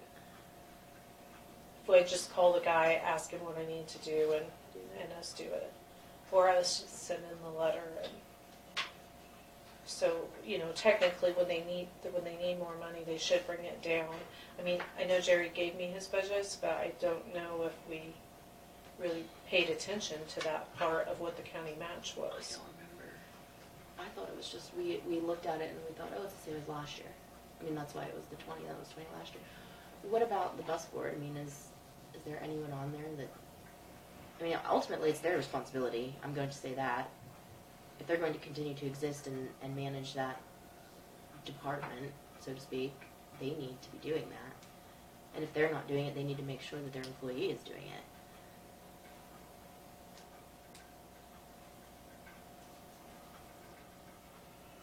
But we did discuss that a little bit with the bus board, and they said that there was some changeover because it used to be on paper and now it's electronic. So I can see that there's an issue there. And technically, probably all I would do is call the guy and ask him, how do I fix these numbers? Because either A, I fix what they're requesting and reduce it to get in the 70-30 split, or B, I resubmit a letter from us. Either or, and I don't want to pressure you guys, and I can find out how much work it is this coming week, and then you guys can decide from there. I mean, I hate to spend $2,000 on a paperwork mistake, but it also depends on how much time it's going to take. And I'm not sure they actually get everything that they budget to begin with, so. Yeah. What do you guys say? I guess I'd say you call them and see if we can fix it. If we can't, When we spend the money? $2,089 is actually not that big of a deal. I mean, it's money, but Okay. And see where the miscalculation was too. I mean, you know, did they read his number wrong? I mean, you know, did he enter a number wrong or something? You know, we don't have any, I guess you don't have a breakout, do you? How did he come up with 2,200 instead of 2,000? Or we give 20,000. 20, yeah, So 20, so yeah. I don't know. I don't know if when he was calculating the budget, he wasn't keeping in mind the 70-30 split. Oh, There may be some expenses. There's some expenses that they don't cover. So it So could you didn't be, add those on to what our portion was going to have to be to cover everything, our reimbursement plus. yeah, I mean, just it wondered could how be- they came up with 22,000 when he should have known we only had a $20,000 budget, right? Yeah. That's all. But Yeah. it happened, so it happened. Well, and that's why it's important that department heads actually come and visit with you guys and bring their budget requests, so then that way you guys know they're asking for more money or less money. Yes. But I can see how it happened potentially, because he might have included, they might have said, well, these costs are included, so we're gonna reduce it out, but now you don't come into compliance. But, You know, this is just a general statement, but it kind of reminds me, it seems like every time there's a shortfall in a particular department or a budget issue or something, and the budget has a lot to do with you as the clerk and us as the commission, but it seems like anytime there's a responsibility that has been neglected or paperwork that needs to be done, it always comes back to the clerk's office. And I'd like to know, what can we do as a commission to have expectations for these other paid departments to take on a little bit of that responsibility? I mean, the treasurer has their own issues to deal with, and the appraiser has their own issues to deal with, but it seems like we pay for assistance in these offices, and there might be a lot of downtime, considering how much more work is expected to go through the clerk's office that is not budgeted for or timed out the year before. Do you see what I'm saying? Anytime there's an emergency or a last minute thing that needs done, it's like the clerk's office is supposed to pick this up. Now, she used to have 2 people in there. Now she has 1. And I'm just, you know, it's kind of interesting to me that the other departments have full-time positions of assistants and their workload isn't fluctuating like that. So then that's not for anyone to answer now. It's kind of just throw out there, it's just something to think about. well, and I really feel like if Jerry was here, he would be taking care of this Sure. himself. Sure. It's just, unfortunately, When is he supposed to be back? Any idea? I'm not sure. I'm not privy to that info. Yeah, I guess so. Probably out on a medical. I would like to request an executive session. You can say yay or nay, it doesn't really matter. But I would like to discuss an employee and a Family Medical Leave Act issue that I have with that employee. And I have some documentation to present to you that I have prepared, because I'm sorry, I believe it should not wait until next week. Sure. What about HR? We need HR. That's up to you. Aware of the situation? Yes.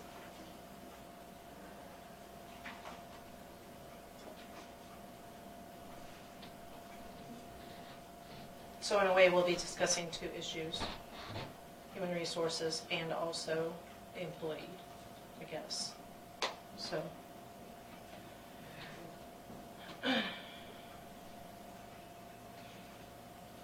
And I'll say it in open meeting if you want me to. I don't care. Well, I don't know if we need to be naming employees in open meetings. I won't name employees.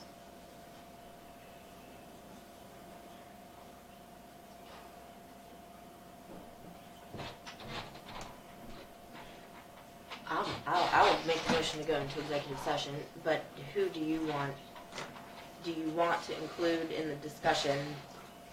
HR, or do you feel like it's better for you to just present the information to us and then us decide that we need to do something or consult with others? Or just, I would do that. Okay. Yep. And I'll try to keep my comments limited. I move to recess into executive session for 15 minutes for the purpose of discussing Family Medical Leave Act,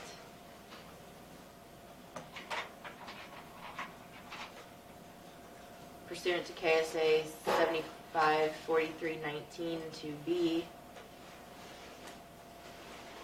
Number 1, to discuss personnel matters of non-elected personnel.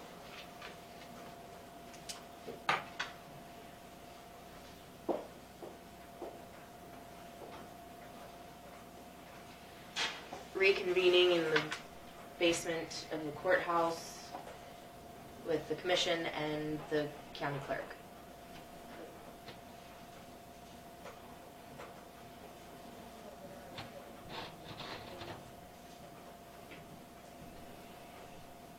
Okay, and then I have 15 minutes. Yes.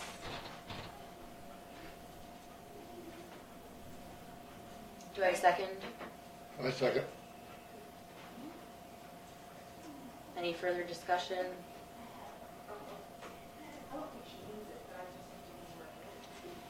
All those in favor say aye. Aye. Any opposed?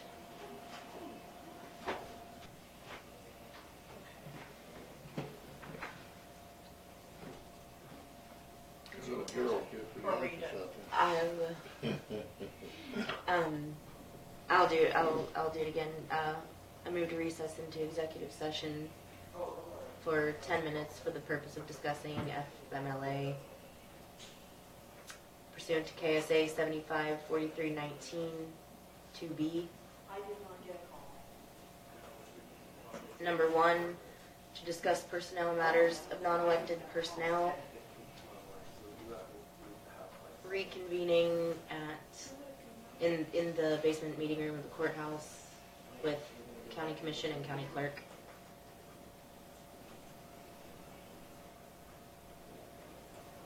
Do I have a second? I second. Any further discussion? All those in favor say aye. Aye. I think this is Okay. So Dawn, if you don't have anything else, that concludes the business for today.